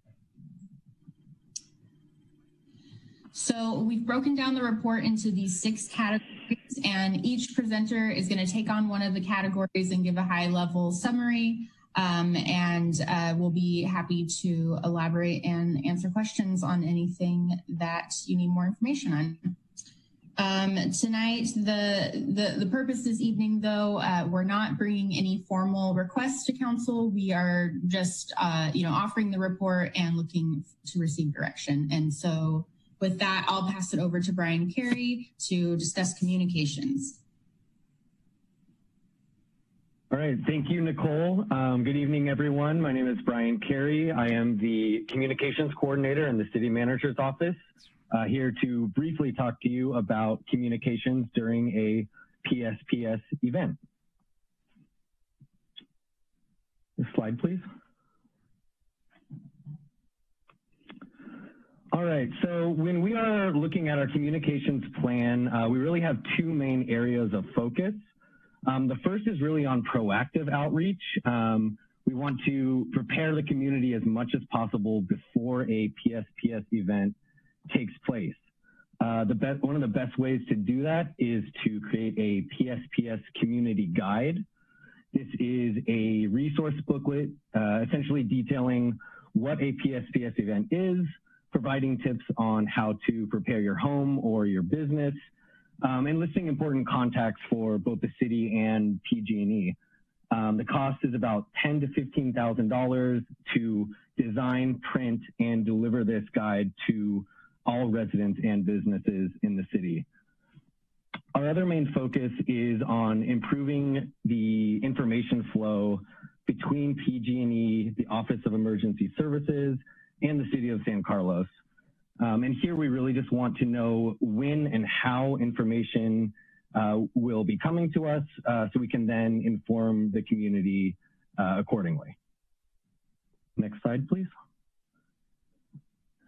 So when we're looking at maintaining and improving connections during a PSPS event, a lot of this does come back to the PSPS community guide. We want to educate the community about possible communications disruptions that may occur during a PSPS event, as well as all the communication avenues that we will be using and that PG&E will be using to communicate with the city during a PSPS. This includes our Zero Power for communicating using message boards and printed materials around town. We also plan to utilize PG&E's PSPS agency portal. This will be a tool for us as a city to access maps and real-time information on the PSPS event so that we can provide accurate and timely information to the community. One last thing that we'd also plan to do is to continue to provide feedback to PG&E about our communications needs as a city and as they might change during the course of a PSPS event. We also want to leverage community partnerships and the great work that a lot of community groups and nonprofits in town are doing to help with outreach during a PSPS event. And this includes neighborhood watch groups and CERT volunteers if we do plan to activate our EOC. All these groups can help us with outreach efforts.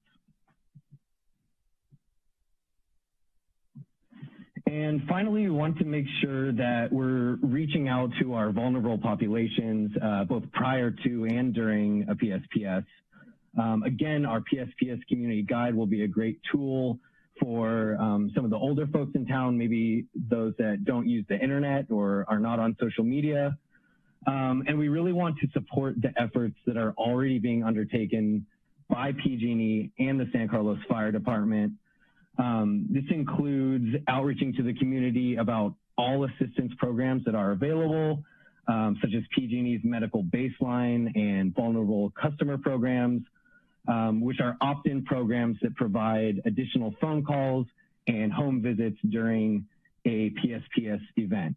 We want to make sure that everyone in the community is up to speed and prepared for one of these. And with that, I will pass it over to my colleague, Sujudi Rahman. Good evening, my name is Sujudi and I'm the Management Analyst for the Community Development Department, and I'll be quickly discussing Community Resource Centers, or CRCs. CRCs are basically, they offer comfort resources, which include heating, cooling, device charging, snacks, and Wi-Fi. And last year, PG&E opened CRCs in San Mateo County, but none in San Carlos. When referencing CRCs in this section, we're just referring to city-run CRCs independent from PG&E's. Next slide, please. Staff researched best practices for supporting the community during PSPS and spoke with emergency preparedness coordinators from other jurisdictions that experienced shutoffs. The best practices are related, are shown here at the on this slide, but overall, the best role for the city is to aid PG&E's communication efforts and help avoid any communications. Next slide. The next couple of tasks focus on CRC operations and city-run resource centers. Again, these are separate CRCs than the ones required by PG&E. There are two types of CRCs here that can be considered short-term CRCs, which is what we're recommending for future PSPS events that offer temporary comfort and communication centers.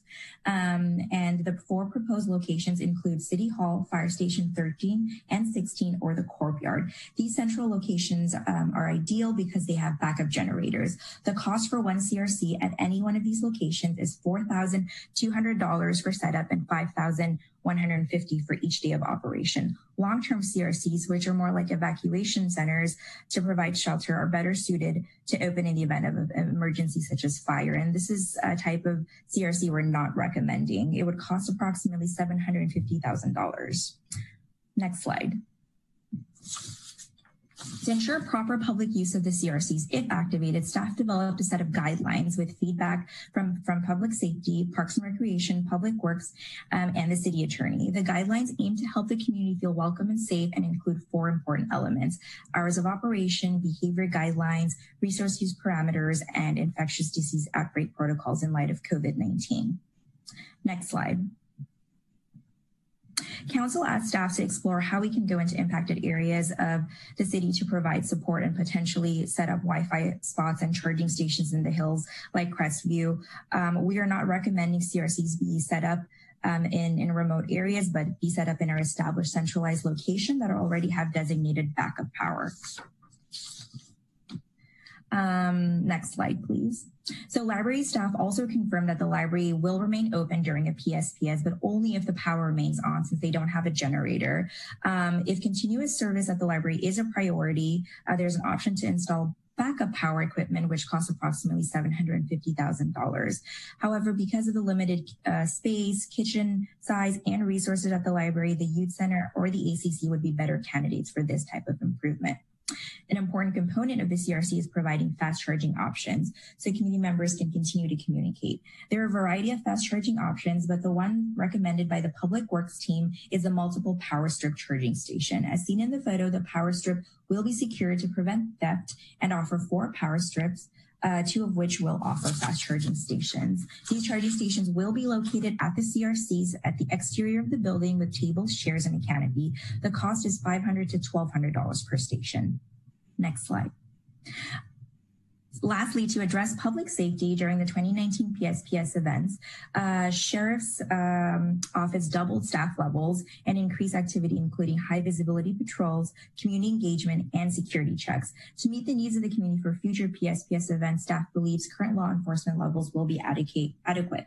Additionally, law enforcement also will continue to deploy the electronic signboard message trailers. Now I'll pass it on to my colleague, Adam. Thank you, Judy, Mr. Mayor, members of the council. My name is Adam Aronson. I'm the Economic Development Coordinator within the Community Development Department, and I'll try to briefly run you through the next few slides here. Next slide, please. Okay, so this first task revolves around the city's relationship with school districts during a PSPS event.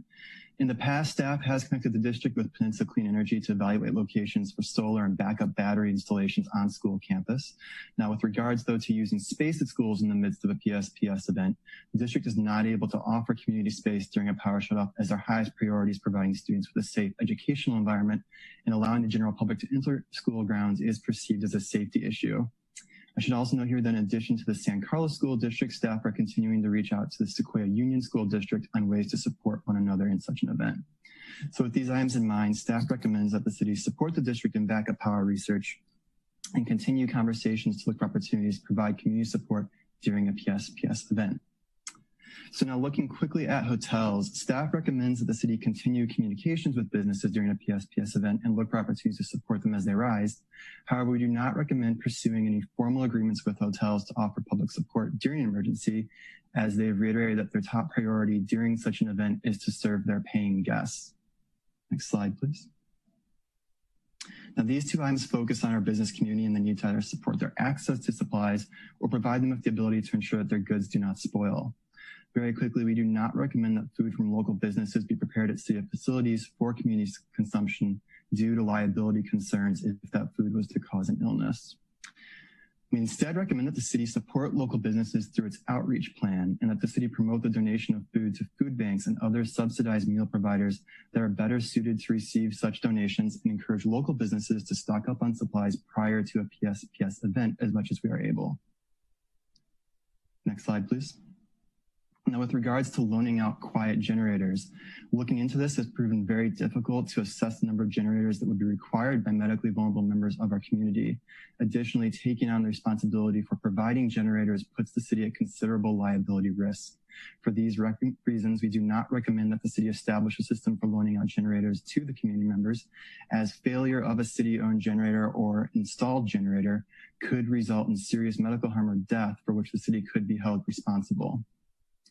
Now, looking at the noise produced by generators, the first item to note here is that the San Carlos Municipal Code currently regulates noise levels in the city based on land use and time of day. Generators typically exceed these noise limits and as a result are already regulated in our municipal code. With this in mind, staff does not recommend developing regulations limiting noise from generators during a power shutoff, and instead recommends including noise reduction suggestions in community outreach materials leading up to a wildfire season when PSPS events are likely to occur. And that includes things like mufflers or steel or wood enclosures, as you can see in these photos here. Next slide, please. Now, with regards to incentivizing battery backup systems, current incentive programs for batteries include PACE financing programs for battery installation, as well as the 2020 Title 24 Building Code, which includes incentives for developers to install battery backup systems in new construction. PG&E also offers an incentive program for energy generation and storage equipment, and Peninsula Clean Energy committed $10 million to fund battery backup systems for the medically vulnerable. As significant incentive programs for battery backup systems already exist, staff recommends supporting these existing efforts through increased community outreach and workshops, and evaluating our own internal building permit processes to further encourage battery backup systems. With that, I'm going to turn things over to Jenny Liu. Mayor Collins, may I respectfully interject and make a motion that we extend the meeting to 11 p.m. this evening? All right. Is there a second? Second. All right. Is that a roll call or just yes, all in so favor? It would be a roll call. Roll call. Okay, go ahead, Crystal. Councilmember McDowell? Yes. Councilmember Obert? Yes. Vice Mayor Parmalohan? Yes. Councilmember Rapp? Yes. And Mayor Collins? Yes. My apologies, Jenny. Please proceed. Okay. Good evening, Mayor and Council. This is Jenny Liu, Senior Management Analyst in the Administrative Services Department. So I'll be going through the utility providers section. Next slide, please. So during a PSPS event, communication companies stated that they will use a combination of batteries and generators to keep cell towers operational. Staff also reached out to AT&T External Affairs Area Manager and it's confirmed that AT&T does not have plans to eliminate landline services at this time. Staff reached out to Cal Water, and Cal Water plans on making a presentation to the council in a future date, but in the meantime, staff has requested a summary of the presentation to be included in the City Council newsletter. With regard to installing more fire hydrants, the fire department has indicated that sufficient access to fire hydrants is not a concern in the event of a wildfire in San Carlos. Staff spoke with the general manager of Silicon Valley Clean Water about its response plan in the event of a PSPS. An article on this topic was in the January 17th council newsletter. So staff is satisfied with SVCW in terms of their adequately being prepared to continue service in the event of a PSPS event. PG&E has the self-generation incentive program for businesses and residents installing equipment that generates and stores energy. The city will send a letter to PG&E urging them to further promote the use of battery backup programs and request for better community support through PG&E community resource centers. Governor Newsom signed a dozen new bills and launched the local government PSPS resiliency program. The proposed budget for fiscal year 2021 also includes some investment in climate resiliency. Senator Jerry Hill recently introduced SB 350, also known as the Golden State Energy Act, and it's making its way through committees right now. So staff will continue to work with Amy Brown, the founding partner and legislative advocate for ARC Strategies, to monitor legislation, look for possible grant opportunities, funding support for PSPS impacts. So this concludes my section. I'm going to hand it over to my colleague tomorrow to talk about infrastructure improvements. Good evening, everyone. My name is Tamara Shapiro, and I'm a management analyst with the Public Works Department. And I'm here to discuss how improvements to our infrastructure might better prepare us for PSPS events. Our existing infrastructure is largely well designed to withstand a power shutoff, but there are efforts underway to identify and implement enhancements to our infrastructure and to the procedures related thereto. I'd like to start by discussing potential changes to our streets and traffic controls, including consideration of painting curbs red in narrow streets for evacuations.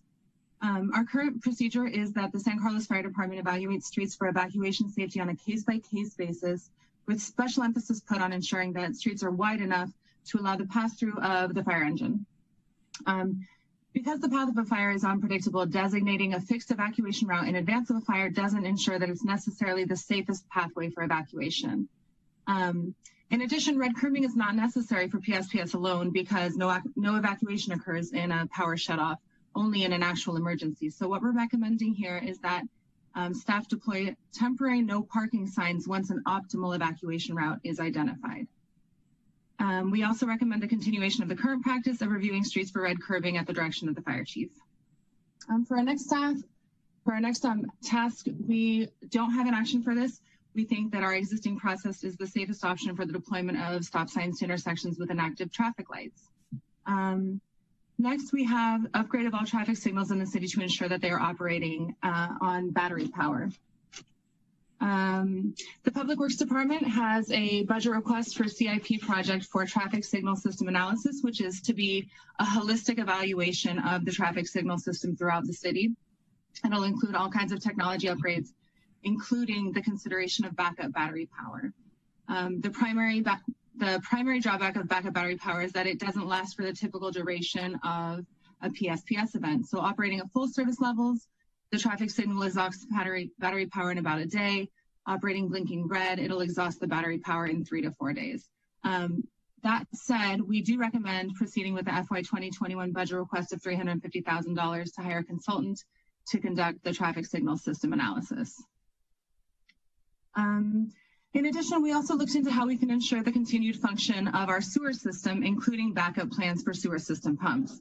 As a project in the capital improvement program, staff will be installing generator transfer switches at sewer and storm drain pump stations. So for anyone who's unfamiliar, transfer switch is the connection point between where a trailer mounted generator system hooks up with the apparatus for power at a facility, in this case at the pump station. That would happen at a cost of approximately $750,000 per facility. Staff is also investigating alternate power resources like solar power. We met with Peninsula Clean Energy to discuss their Resilient Solar for Critical Facilities program, which equips critical infrastructure with solar panels and power storage. We recommend completing the installation of transfer switches, as well as authorizing Peninsula Clean Energy to conduct an analysis of the solar potential of our city facilities. And the last task that we looked into was submitted by a council member after the November 13th special meeting, and it was to look into regularly inspecting high-risk power lines within San Carlos independently of PG&E. Currently, this is governed by the California Public Utilities Commission, which requires that PG&E maintain a safe and reliable electric system with mandatory intrusive inspections of power poles and power lines. For this item, we consulted with the Director of Sedgwick Litigation Management, who does not recommend that San Carlos incur either the responsibility or the liability of independently inspecting power lines. City staff don't have the requisite experience or training to conduct these inspections safely or thoroughly. Instead, staff recommends educating residents on how to recognize dangerous vegetation growth near power lines and encourage residents to report this dangerous growth to PG&E. Those are the infrastructure-related items that we explored, and with that, I'll pass the torch on to Adam Lokar. Thank you, Tamara. My pleasure. All right, good evening. My name is Adam Lokar. I'm management analyst with the city manager's office. I'll be taking us through the final section here, and these are tasks related to emergency preparedness and hazard mitigation. Great, so one of the most important components to enhancing our own resiliency to power shutoffs and natural disasters is having reliable access to backup power at our critical facilities and fuel for first responder vehicles. So currently our city hall, the corporation yard, and both fire stations have backup power through generators, and all first responders can refuel at the courtyard. When it comes to earthquake readiness, Fire Station 16 was deemed the most vulnerable based on a previously conducted study, but that is being addressed through the renovation project. And when looking specifically at wildfire preparedness, the fire department follows strategies outlined in the local hazard mitigation plan and the safety element of the general plan, both of which are in the process of being updated. So to enhance our resiliency, we recommend the continued renovation of Fire Station 16, investment of backup power supply at our critical facilities, and continue to take the steps that are outlined in our strategic plans and conduct outreach with the community. Next slide. Nice.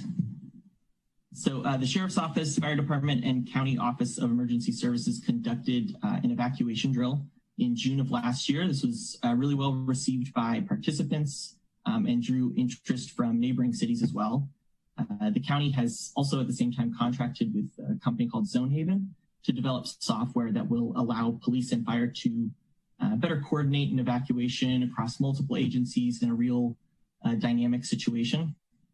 So we recommend that police and fire continue to conduct these annual drills and training exercises that engage with our community and offer an opportunity to partner with neighboring cities, but also make sure that we give our first responders the opportunity to train with this new Zonehaven software.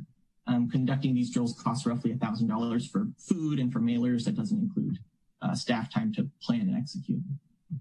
Next slide. When looking at fuel mitigation in and around San Carlos, the fire department has its own fuel mitigation program for land within San Carlos. Outside of San Carlos, between our city border and 280, that's largely conducted by CAL FIRE in partnership with a number of agencies detailed here.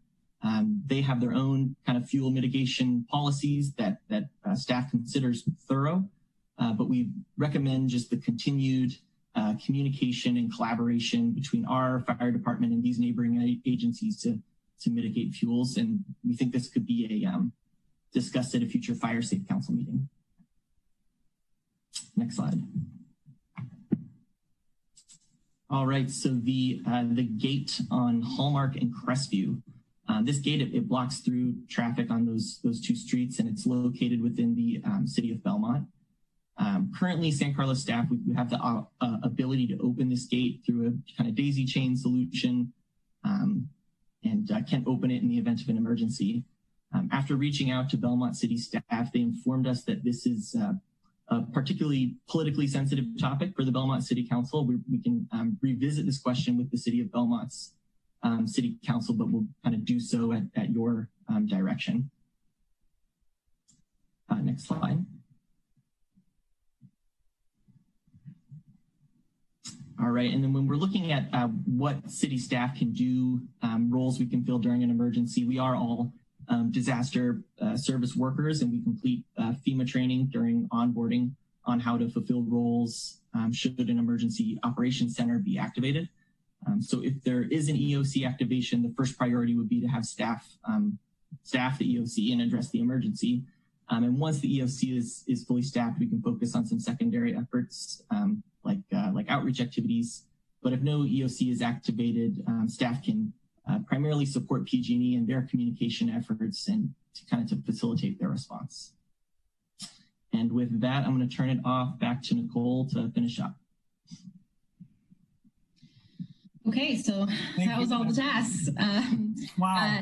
On this slide, well, the next few slides, we've just put together a summary of all the actionable recommendations from the report. And then in bold, we have the estimated cost for those recommendations. So just really quickly, I'll go through the big one for communications is to create this San Carlos specific PSPS guide that we could mail and distribute between 10 and 15,000, but we could also do an online only version as a cost savings measure.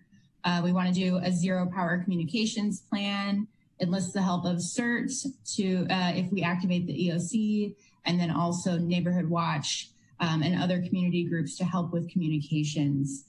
We want to continue to promote PG&E's medical baseline and vulnerable customer programs and any other resource programs that they've come out with since the last PSPS events, because we want to help support their communications most in our communications as well. For the CRCs, we believe that these 4 locations are going to be the best options for these short-term setups in a PSPS. And we want to include the fast charging stations there to be valuable for the community.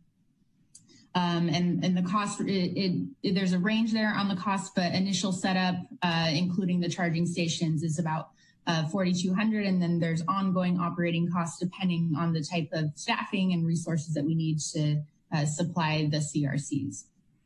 We also want to continue to support the school district with backup power research and also our businesses and worker community, similar to our efforts during COVID-19. And again, supporting PG&E's efforts to promote any community programs like a battery backup incentive program.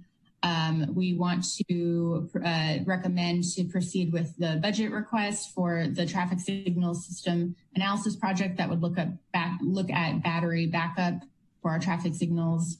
We want to authorize PCE to conduct solar storage analysis for our city facilities.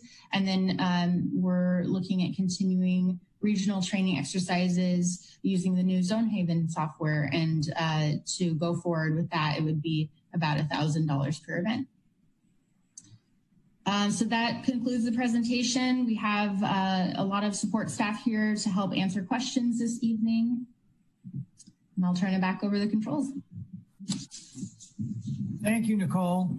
Terrific job, everyone. I know that you felt under the gun, but we really appreciate you just did a yeoman's job. Women's job too, I guess. We have a couple questions. Sarah? Thank you, Mayor.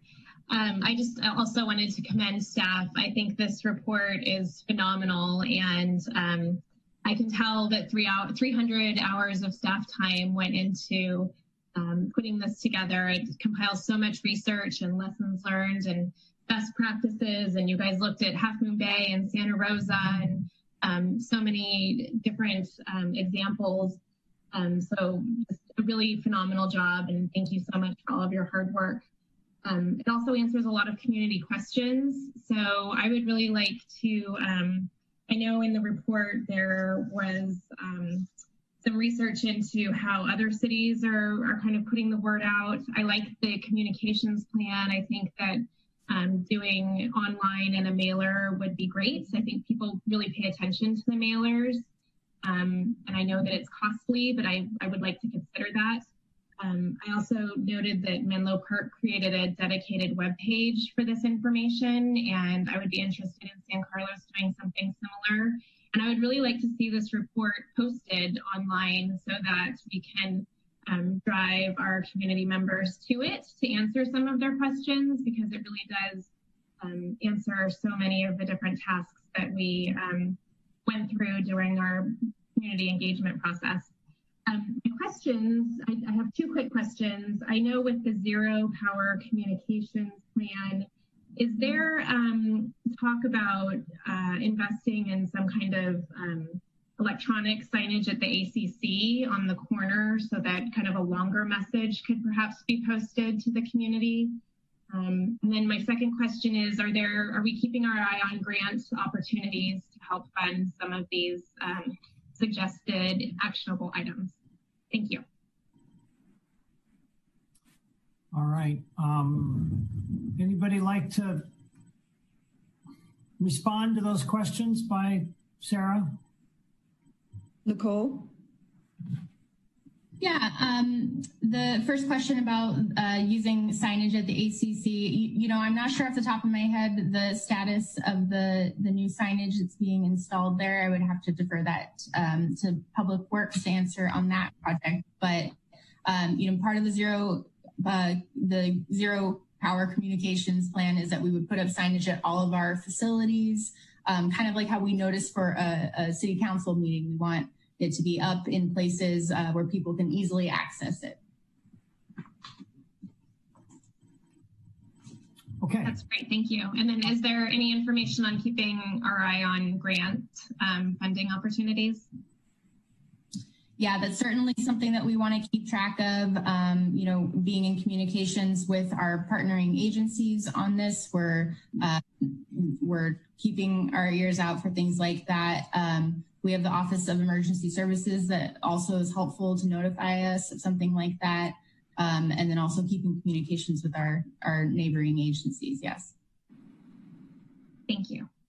Good evening, Councilwoman Now. This is Stephen Machida, Public Works Director. In regards to the library signage, you know, we're currently working on it. However, because of the COVID and some of the happening of the pandemic, we actually had to pause a little bit. But as soon as we kind of get back up to speed, you know, our intentions are to have that signage sometimes designed and ready to go fairly quickly. I don't really have a schedule because I'm not sure exactly where we are in the design yet. But, you know, our intent is to really kind of get this thing up as quickly as we possibly can. Thank you, I appreciate that. Okay, did you have any other questions, Sarah? Okay, Adam? Thank you, Mayor Collins. Nicole and everyone, thanks for a fantastic presentation and for all the work that went into this. Clearly, obviously, you put a lot of time into it, and it's certainly appreciated. Just a couple of kind of comments, questions, suggestions. I think on the one idea I had was just around the electric signage that we have, some of those portable signs. I'm just kind of curious whether we've done an assessment, like, do we have enough in the city? And is that something we should sort of think about purchasing more of them? I think we have like 3, and I'm just wondering, is sort of in a PSPS situation, or we've got other, I mean, I'm thinking other events that we even have going on now, regardless of that, we sort of are limited, and trying to get some of that message out when the power's down might be something to think about. So I don't know if that's an assessment that could be done, and we can kind of take a look at that. And then my second sort of comment thought is, I appreciate sort of on the CRC centers, sort of the idea of, I know you're sort of limited in terms of where you can put them, and you've got some central locations downtown and maybe, but sort of the furthest one out is the fire station. And I understand the schools, it's sort of a challenge, but I would just sort of encourage that discussion to continue with the schools, because we've got, you know, Tierra Linda and Heather up in the hills and other areas. I just worry that we don't have coverage in a sort of large portion of town, but understanding the limitations that you have in terms of facilities. So I just kind of wonder if there's like sort of more temporary backup generators that could be brought to a community center up in Crestview or something that could serve as such a site as well. So just those couple of thoughts to add, not real questions, but unless you have comments on it. Thanks. All right. Mark? Thank you, Mr. Mayor. And thank you folks for a very good presentation. I'm sorry that we're sort of rushing a little bit here, it being late. I did have a number of questions, but I'm going to go through those offline with staff over the next week or so. But there was one that I forget which portion of it sparked this, but is actually, I think, probably a Greg question. I didn't want Greg to feel left out since he hasn't had a chance to speak much tonight. So the question was sparked by, I think, the issue of supplying quiet generators and the potential for liability risk. And what struck me is there's, I'm not a lawyer, but there's a general concept of design immunity, like with roads and stuff, if we do them properly at the time that they're built. And I wonder whether or not maybe what we need to see happen is to lobby the legislature to say, please create a set of laws that basically define a safe harbor that if we follow reasonable standards and we supply somebody who would be harmed in a PSPS event with a generator and something goes wrong, we're not liable as long as we've taken reasonable care. So I'd just be interested in Greg's reaction, whether or not that's even potentially feasible, something like that. Well, Councilmember Olbert, I mean, it is possible to create a statutory exception for liability to create immunity.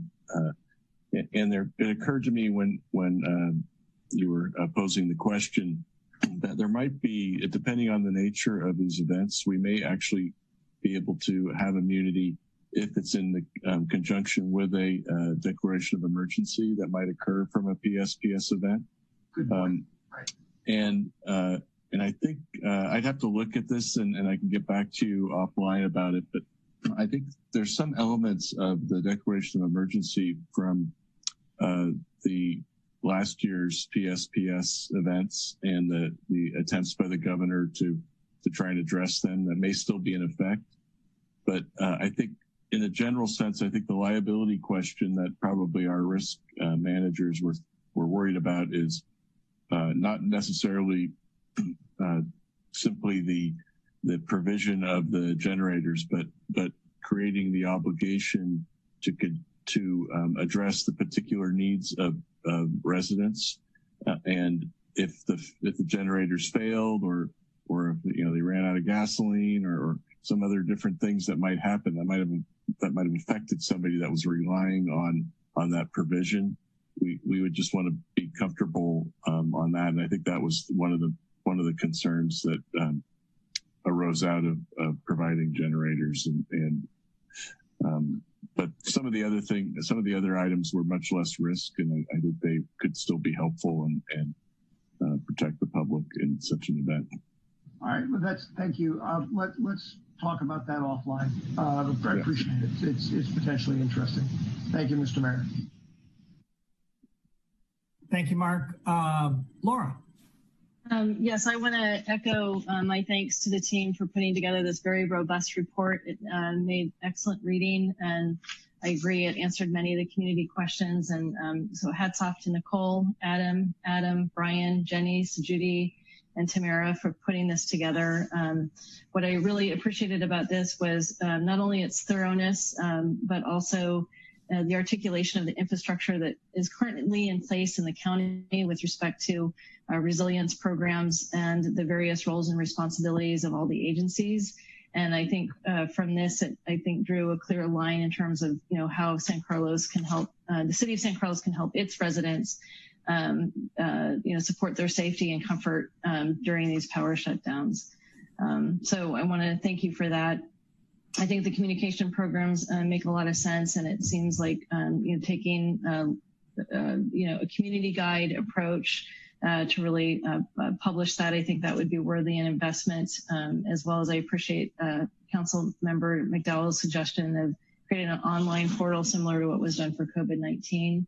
The traffic signal systems, I recollect that the traffic signals were a big issue when these power outages hit.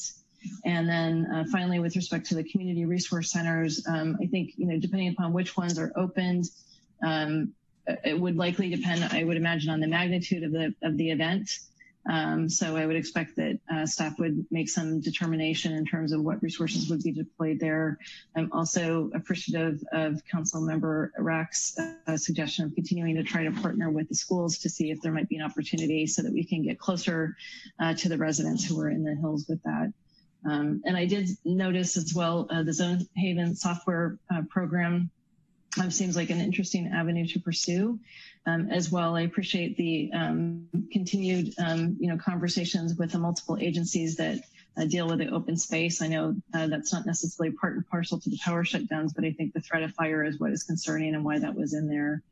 And then finally, with respect to additional monies available, I would circle back with Peninsula Clean Energy. $10 million was committed to backup battery power for medically vulnerable residents, as well as other resiliency programs. I don't believe, I know we approved some monies recently for the backup battery program, but I don't think it was the full 10 million.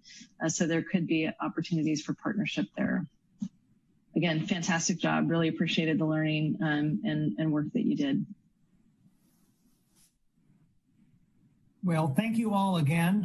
One of the advantages of going last is that all my questions get answered and asked by my fellow council members and answered by staff. So any others that I have, I'm gonna save for my visits with them individually. Okay, thank you all again. Fantastic. What a long, hard road that must have been. Let us move. I'd like to go back up to number 8, agenda setting. Not that we'll need it, but maybe we ought to have a motion to extend the meeting to 11:15. I make a motion that we extend the meeting to 11:15. Through the chair. Yes. I will be happy to second the motion, but in all honesty, given particularly what item 10 is, I can't imagine that we would be done with the entire agenda by 11:15. And so I don't know whether we should think about going later or whether we should think about continuing something here to another meeting. I'm happy to, if you want to offer to extend it to 11:30. Hopefully even that shouldn't take that long. So moved. I'll second it. Okay. All right. Crystal? Councilmember Obert? Yes. Councilmember McDowell? Yes. Councilmember Rack? Yes. Vice Mayor Parma Lohan? Yes. And Mayor Collins? Yes. Okay. So item 8A, agenda setting, consideration of agendizing an item to discuss creating a sister city relationship with a U.S. city that has a large black community. Adam, I think that was your idea. It is, yeah. And I had mentioned it briefly at the last meeting, and we sort of had another late night, so I had a chance to bring it up again. So my thought around this is, and I don't know if sister city is the right word for it, versus sort of being able to develop a community conversation with maybe leveraging some of our community resources and outside resources to find a community that has a large black population. It could be even local to the Bay Area. I've talked to some people who are interested in maybe looking at that as an option. But as we sort of we've dealt with the police issue, but sort of race and racism and as I mentioned, my wife and her friend Hillary had come up with this idea. And so I wanted to bring it up with the council to see if we can agendize sort of creating some sort of program around this issue to sort of have that community conversation around race and racism. All right. Any feedback? Yes, Mark. Yeah, actually, just sort of a question for both Adam and for perhaps staff or other members of the council. It's been so long since San Carlos last established something even specifically like a sister city program. I'm trying to remember, those other programs that we've had, they seem to be associated with particular groups that sort of create and maintain the relationship under our auspices or blessing, whatever you want to call it. And if that's the case, I'm a little unclear as to what organization would be sort of taking the lead on this. So I think we should have a sister city organization, because I think it was brought up a few months ago to try to check on a domestic one, Vermont, in Middlebury, Vermont, that was brought up. I'd also be thinking about maybe it's something that the city could sort of work with the community foundation, or somebody else may, I think I'd like to be able to sort of see if we can agendize this, and I'd be happy to sort of work with staff to come up with some ideas about how we might structure such a thing, and spend a little time in reaching out to the community. I have heard some positive feedback from some people who are excited about this idea and would like to see it. And I think we just need to sort of be able to structure it in a way that's effective and not sort of taking up a lot of the staff time long term. Yeah, that actually, thank you for that, Adam. I remember the discussions with Middlebury, which were sparked by some people who, I'm not sure if they're still moving it forward, who claimed they had an interest in moving it forward, and we were sort of blessing their work, if you will. Right. For what it's worth, I sort of feel like that maybe that would be a good model here, which is, you mentioned a couple of organizations that might want to do something like this. That maybe what we do is you yourself or whatever residents want to do this, sort of push that forward a little bit. And if there's interest in having them do it, then at that point bring it back and say, yeah, let's authorize this or whatever it is that we do. But sort of get the grassroots effort moving a little bit more before it comes back to the council. So I'm fine with that. I guess I'd like to maybe see if we could sort of get the blessing for the council to, maybe work with, at some point I can come back to Jeff and the mayor and just say, okay, we've got enough. Instead of sort of going back through the process of trying to agendize again, at least be able to have the sort of blessing of the council to go ahead and move forward with sort of having a discussion. Oh, I'm not trying to occupy the whole conversation here. Personally, I would be fine in sort of supporting this coming back to the council when that other work is done. In other words, that as soon as the private groups are ready to go, you don't have to come back and ask to agendize it again. It's just have Jeff put it on the agenda. Yeah, I'd be fine with that. That'd be fine for me if the rest of the council is supportive of that. I'm supportive. I don't know about I'm supportive. That sounds good. Okay. And thank you, Adam, for leading the charge. Sure. Yeah. I'm supportive of some sort of community engagement. I shared that the night you brought this up, Adam. In addition, I think if you mentioned that there are some communities closer to home that are interested, I'd be in favor of that. Just because, again, some of the issues may be regionally based, given our situation here in Silicon Valley.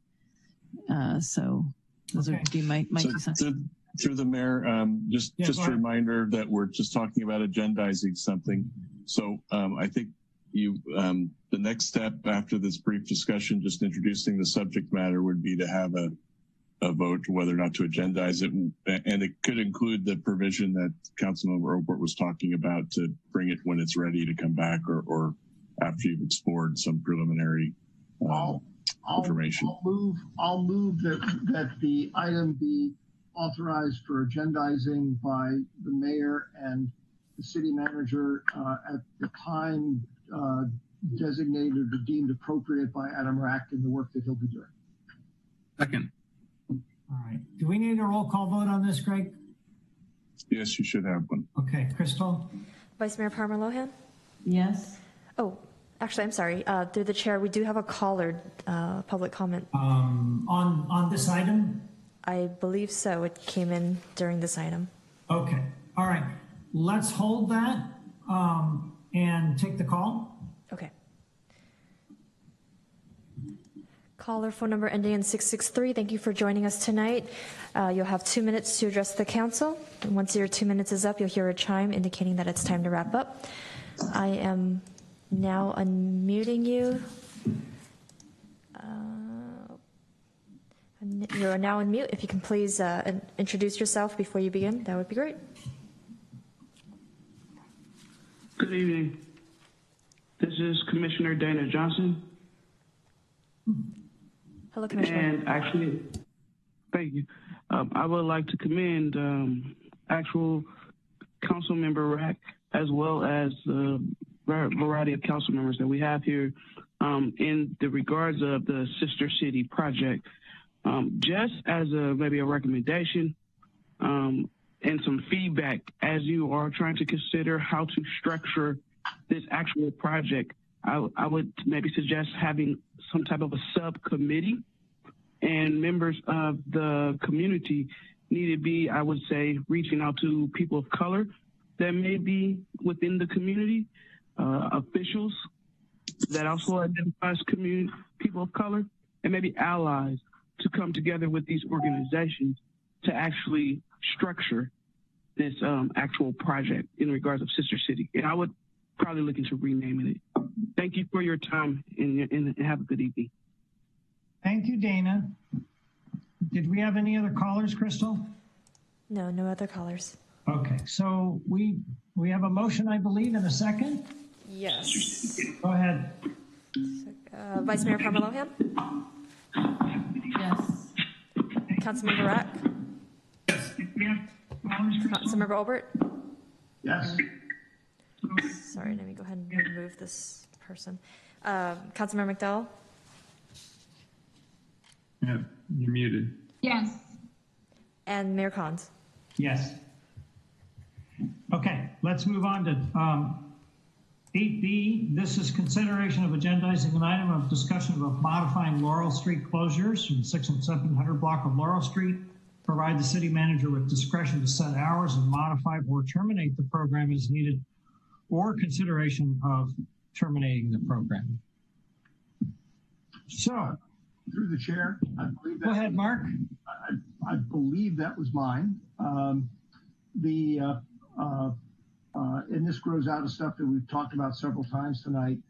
In my conversations with Jeff, about potentially adjusting the hours of operation of the closed off area, he looked into it, and the way we wrote the initial authorization resolution, he does not have the authority to do that, to make that kind of change.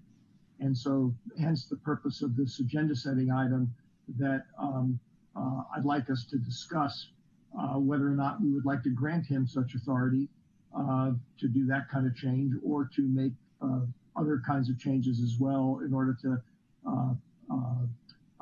realize the overarching goals of the program, which is to help the restaurants and merchants and community get through the COVID-19 crisis. Okay.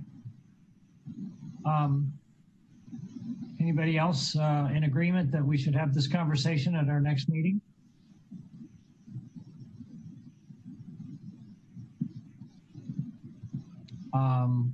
For what it's worth, I believe we should. Not that we're necessarily terminating, but I would really like to see us talk about, have a general discussion on what direction we want this to take after the 13th.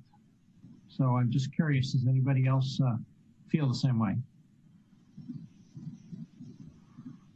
This is Laura. I guess my confusion with this is that we've got this subcommittee on this, so I feel like I'm missing something. I could be wrong, but I'm thinking that, yeah, we have a subcommittee, but I would like to have a fuller discussion on it with the council and talk about what direction we want to take it after that. If there is not that feeling, Adam and I are, we'll continue on a subcommittee, but that was my thinking, is that it would be good to have a full discussion on its future on the 13th.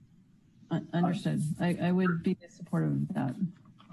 You would or would not? I would. I changed microphones. I apologize. Okay. I would. Yes. Okay. All right. You just asked Mayor Collins, just so I understand, being on the subcommittee. So if at some point the subcommittee says we should have a discussion on the changes and maybe reevaluate things, and sort of working with the city manager, wouldn't we sort of have the ability to do that regardless, or am I not understanding that process?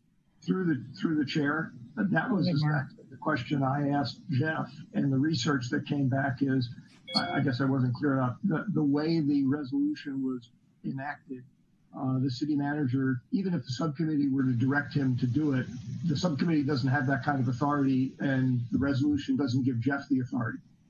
That's why it has to come back to the council to talk about whether you want to make any changes at all to the way the resolution is structured. Right. I guess my concern, Mark, is I would like it to come back to the council if we were going to make a decision to terminate, right? Versus, I think we should be making that decision versus giving Jeff the authority to do that, because it's a major program and it's a political decision, and we should be able to make that decision. If I may, hang on, guys, just a second. I think, Greg, were you going to chime in with some? Well, I'm just trying to. It's probably my fault the way that agenda item is worded, because I wanted to give the council, in deciding what to agendize, the maximum ability to discuss different potential items that you might want to bring back for a resolution to clean up the current resolution, to give Jeff some more discretion. That's pretty much a laundry list of all the things that you might want to give Jeff discretion, but it's not limiting and not binding on you tonight. It's just, we wanted to be able to bring all the options for you to discuss in the future meeting. And for example, the scope of it contemplates the possibility that the council might decide, no, there are certain things we're willing to delegate to Jeff. There are other things that Jeff can do if the subcommittee says that they concur with him, and there are other things that only the council can decide whether or not we want Jeff to do them.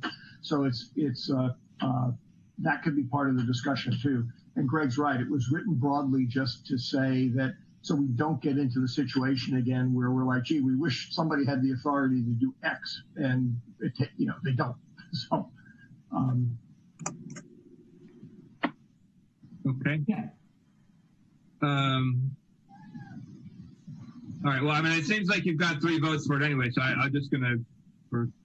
Okay. Yeah. We're gonna make any, significant modifications to this program. I think we need to at least have the discussion sooner rather than later. And because of the way this is written, it seemed to me that we can have that discussion if we put that, if it's on the July 13th agenda. Do I understand that correct? Greg, you're muted. Yeah, yes, that's correct. We intended to give you the ability to talk about all kinds of ways to improve the program. Okay. So Laura, you're still okay with that? Yes, thank you. All right. So that's going to go on the agenda then. Last one, 8C, consideration of agendizing an item to refund the appeal fee for Terrence Wang and for the appeal of the 626-648 Walnut Street development. Thank you, Mr. Mayor. I believe that is mine again. Also, I'm going to try and be necessarily circumspect here, because we don't want to discuss the issue. We're discussing whether to discuss the issue. So let me just say that I actually, the day after we had our last meeting where we denied the appeal, it occurred to me that in similar situations in the past when I've been on the council, we did consider refunding appeal fees, which we are allowed to do. And I apologize for not having brought that up while the item was actually being under discussion, but I failed to do that. And I would just like an opportunity to make the case to the council about why I think that would be a reasonable and prudent and non-precedent setting thing in this particular instance. It's a relatively simple thing in terms of it's a one-off, but it's not something that anybody can do unless the council authorizes it.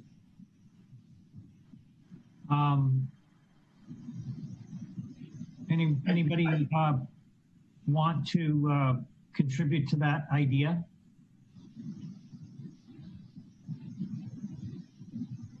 Well, it doesn't look like that, like that's going to go anywhere, Mark. That's okay. That's fine. For the record, I agree with you. I thought it was something we probably ought to at least talk about, but it doesn't seem like it has support. Well, that's two. Is there a third person? If there isn't, there isn't. Apparently not. Apparently not. Okay. All right. So we need to get to a few more items, and Jeff has informed me that on the item 10, the public hearing, is not something we absolutely need to do tonight. So unless there's a pressing concern by a council member to hear this item tonight, my proposal is that we table it to or continue it to another meeting. Not hearing anybody kicking and screaming about that one. So I'd be in favor. A motion to Greg or Jeff? Yeah, we should do it because it's a public hearing. Okay. We want to continue it to it, if possibly to a date certain. If we don't, we'll just have to renotice it. But if you could pick a meeting that you want to consider, that would work. So a motion to continue it to the July 13th meeting. I don't know what I'm not sure if the agenda is full on that meeting again, but it could be. All right. We can continue to that meeting. Okay. All right. So we can go for that meeting. Okay. Yeah, I make a motion to move item 10A to the July 13th meeting. We have a second? I'll second. All right. Motion and a second. Any discussion? Any public speakers on this? No. Okay. Crystal? Councilmember McDowell? Yes. Councilmember Overt? Yes. Vice Mayor Palmer Lohan? Yes. Councilmember Rack? Yes. And Mayor Collins? Yes. Okay. Now we're going to move, because we dealt with 11, we're going to move to 12A, consideration of adopting a resolution, adopting memorandum of understanding between the City of San Carlos and Local 829 American Federation of State, County, and Municipal Employees, AFSCME, for the period of July 1, 2020 to June 30th, 2021. Rebecca? Sorry. Good evening, Council. Crystal, there is a presentation. Yeah, it's locking up. Give me one second. Oh. Okay, well, in the interest of time, I'll just go ahead and get started. I have a very brief presentation, but the first thing I'd like to do is I'd like to thank the employees of this unit who worked very closely with us during this time of financial uncertainty to arrive at this agreement. So a summary of the agreement is the existing MOU is set to expire at the end of this month. So the new agreement calls for a 1-year term and no salary increases or COLAs during that time unless members of the management of the confidential groups would receive an increase. Next slide. Similar to the management and confidential units, this group will now have a vacation ceiling, or vacation will be capped at the 2-year accrual limit. Should the cap be reached and the city declines vacation requests due to the COVID pandemic, employees would be provided a bank of float time for the days they were unable to take, but those hours would need to be used before June 30th, 2021. Next slide. And finally, due to recent law changes, the section related to union membership was updated accordingly. The total estimated net cost savings with this agreement is $133,800. So I'm happy to answer any questions. All right. I was told that there was a caller. The callers has left. Okay. Yeah. All right. Any questions for Rebecca on this? I'm not seeing any. Do I have a motion? I move to introduce ordinance number 2020-48. An ordinance of the City Council of the City of San Carlos, amending San Carlos Municipal Code sections 2.08.020, City Council compensation. I'm sorry, I'm reading the wrong one. Okay, there's a change in the order of the agenda. Okay, let me start over. I apologize. I move to adopt resolution 2020-48. A resolution of the City Council of the City of San Carlos adopting a memorandum of understanding between the City of San Carlos and the Local 829 American Federation of State, County, and Municipal Employees, AFSCME, for the period of July 1, 2020 through June 30, 2021. I'll second. All right, motion and a second. Any other discussion? Through the chair. Sure. Just a brief comment as I did on the other items we had in our last meeting. I'm going to be voting no against this one just because in the circumstances, I actually feel that we both could afford to provide some increase in compensation and ought to. That's why I'm going to vote against it. Okay, thank you. Crystal? Councilmember Olbert? No. Vice Mayor Parma-Lohan? Yes. Councilmember Rack? Yes. Councilmember McDowell? Yes. And Mayor Collins? Yes. Okay. On to 12C, consideration of introducing an ordinance amending the San Carlos Municipal Code sections 2.08.020, City Council compensation, and 2.10.010, compensation for City Treasurer, reducing the City Council and City Treasurer monthly salary. Yes, so this will also be a very brief presentation. We'll go ahead and get started. In October 2018, the Council adopted ordinances 1534 and 1536, which increased the monthly stipends for the City Council members and the City Treasurer from $300 to $560 a month. At that time, average compensation for elected officials in San Mateo County was $567 per month, and the Council elected to round it to $560 per month. The Government Code section 36516 authorizes the city to provide its council members with an initial salary between $300 and $1,000 per month. The salary must be set by ordinance, and the effective date of the change would be the beginning of a new term of office. So for your consideration tonight is to introduce an ordinance reducing the monthly salary 10% with an effective date of 12/14/2020. Or individuals, council members can waive any or all of their pay at any given time. This can be done by providing notice to the city clerk, and it would be effective immediately. So that concludes my presentation. I'm happy to answer any questions. Laura? Yes, thank you, Mayor Collins. Thank you, Rebecca, for the presentation. I appreciate it. So I was proposed that we have this conversation, and I appreciate staff's report. My belief on this is that immediate action is needed, and given the fact that we're about to go into a budgeting process and we recognize that about 10% of the budget will be reduced. Therefore, my proposal here would be, rather than move to change the ordinance, that any one of us who wanted to reduce our respective stipends can go ahead and do so at this time. And for me personally, I'm willing to take a 10% reduction in stipend effective immediately. So thank you. Okay. Adam? Adam, you're muted. Trying to do too many things here, Ron, this late hour.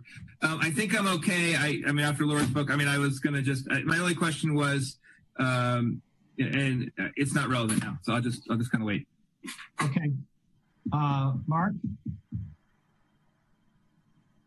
Thank you, Mr. Mayor. I want to make sure I understand. If I understand, Laura, the implication of what you're saying is that you would, if it were up to you, you would be asking us not to take any action on this and just take what individual action we determined to be appropriate. Is that correct? Yes, that's correct. Thank you, Councilmember Olbert.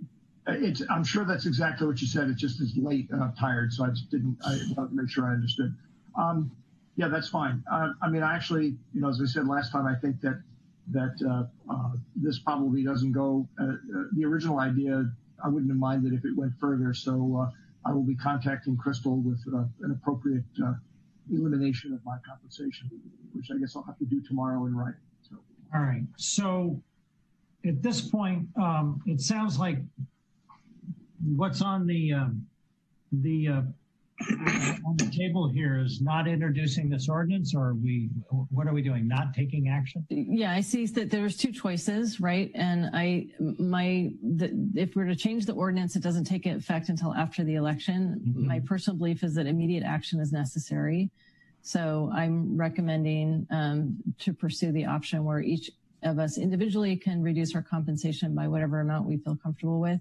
And we just need to notice Crystal. So I'm noticing her that I'm willing at this point to reduce my compensation by 10% effective immediately. Okay. And I'm going to follow suit and make the same request. Okay. Mr. Mayor, no motion, no action on the ordinance change. And then again, it's individual decisions going forward. All right. And so we don't even need to vote on this? No vote required. Okay. Chair, since I was all right. Any other comments? Yes. Thank you, Laura. Yes, thank you, Laura. Good move. Thank you. Any other comments, or we'll move on to reflections and agenda setting? Any other items? Yes, just one brief comment through the chair about. Oh, sure, Mark. Sorry. I just wanted to mention that and consider this critical feedback, but not criticism. If I can draw a narrow distinction there, I would just encourage the mayor and the city manager to reflect on the last couple of meetings we've had. I think part of it has to do with things that we didn't deal with for a while that we have to deal with. Part of it had to do with this very different and somewhat less time efficient format that we're forced to deal with.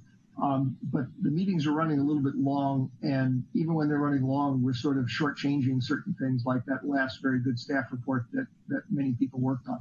So I don't know whether the solution is to start the meetings earlier, have more meetings, or what, but I would just ask the two of you to reflect on it as you manage the agenda. Thank you, Mark. We will be doing that. You know me, I'm not a fan of long meetings, so this is... And I particularly appreciate that because I've discovered my cat must be channeling Bob Grisilli, because at 10:30 he starts coming in and climbing all over my chair. Okay. Any other comments? All right. Any staff comments on city administrative business? Nothing additional this evening, Mr. Mayor. All right. Thank you. Crystal, hopefully no one's left calling in? No. Good. All right.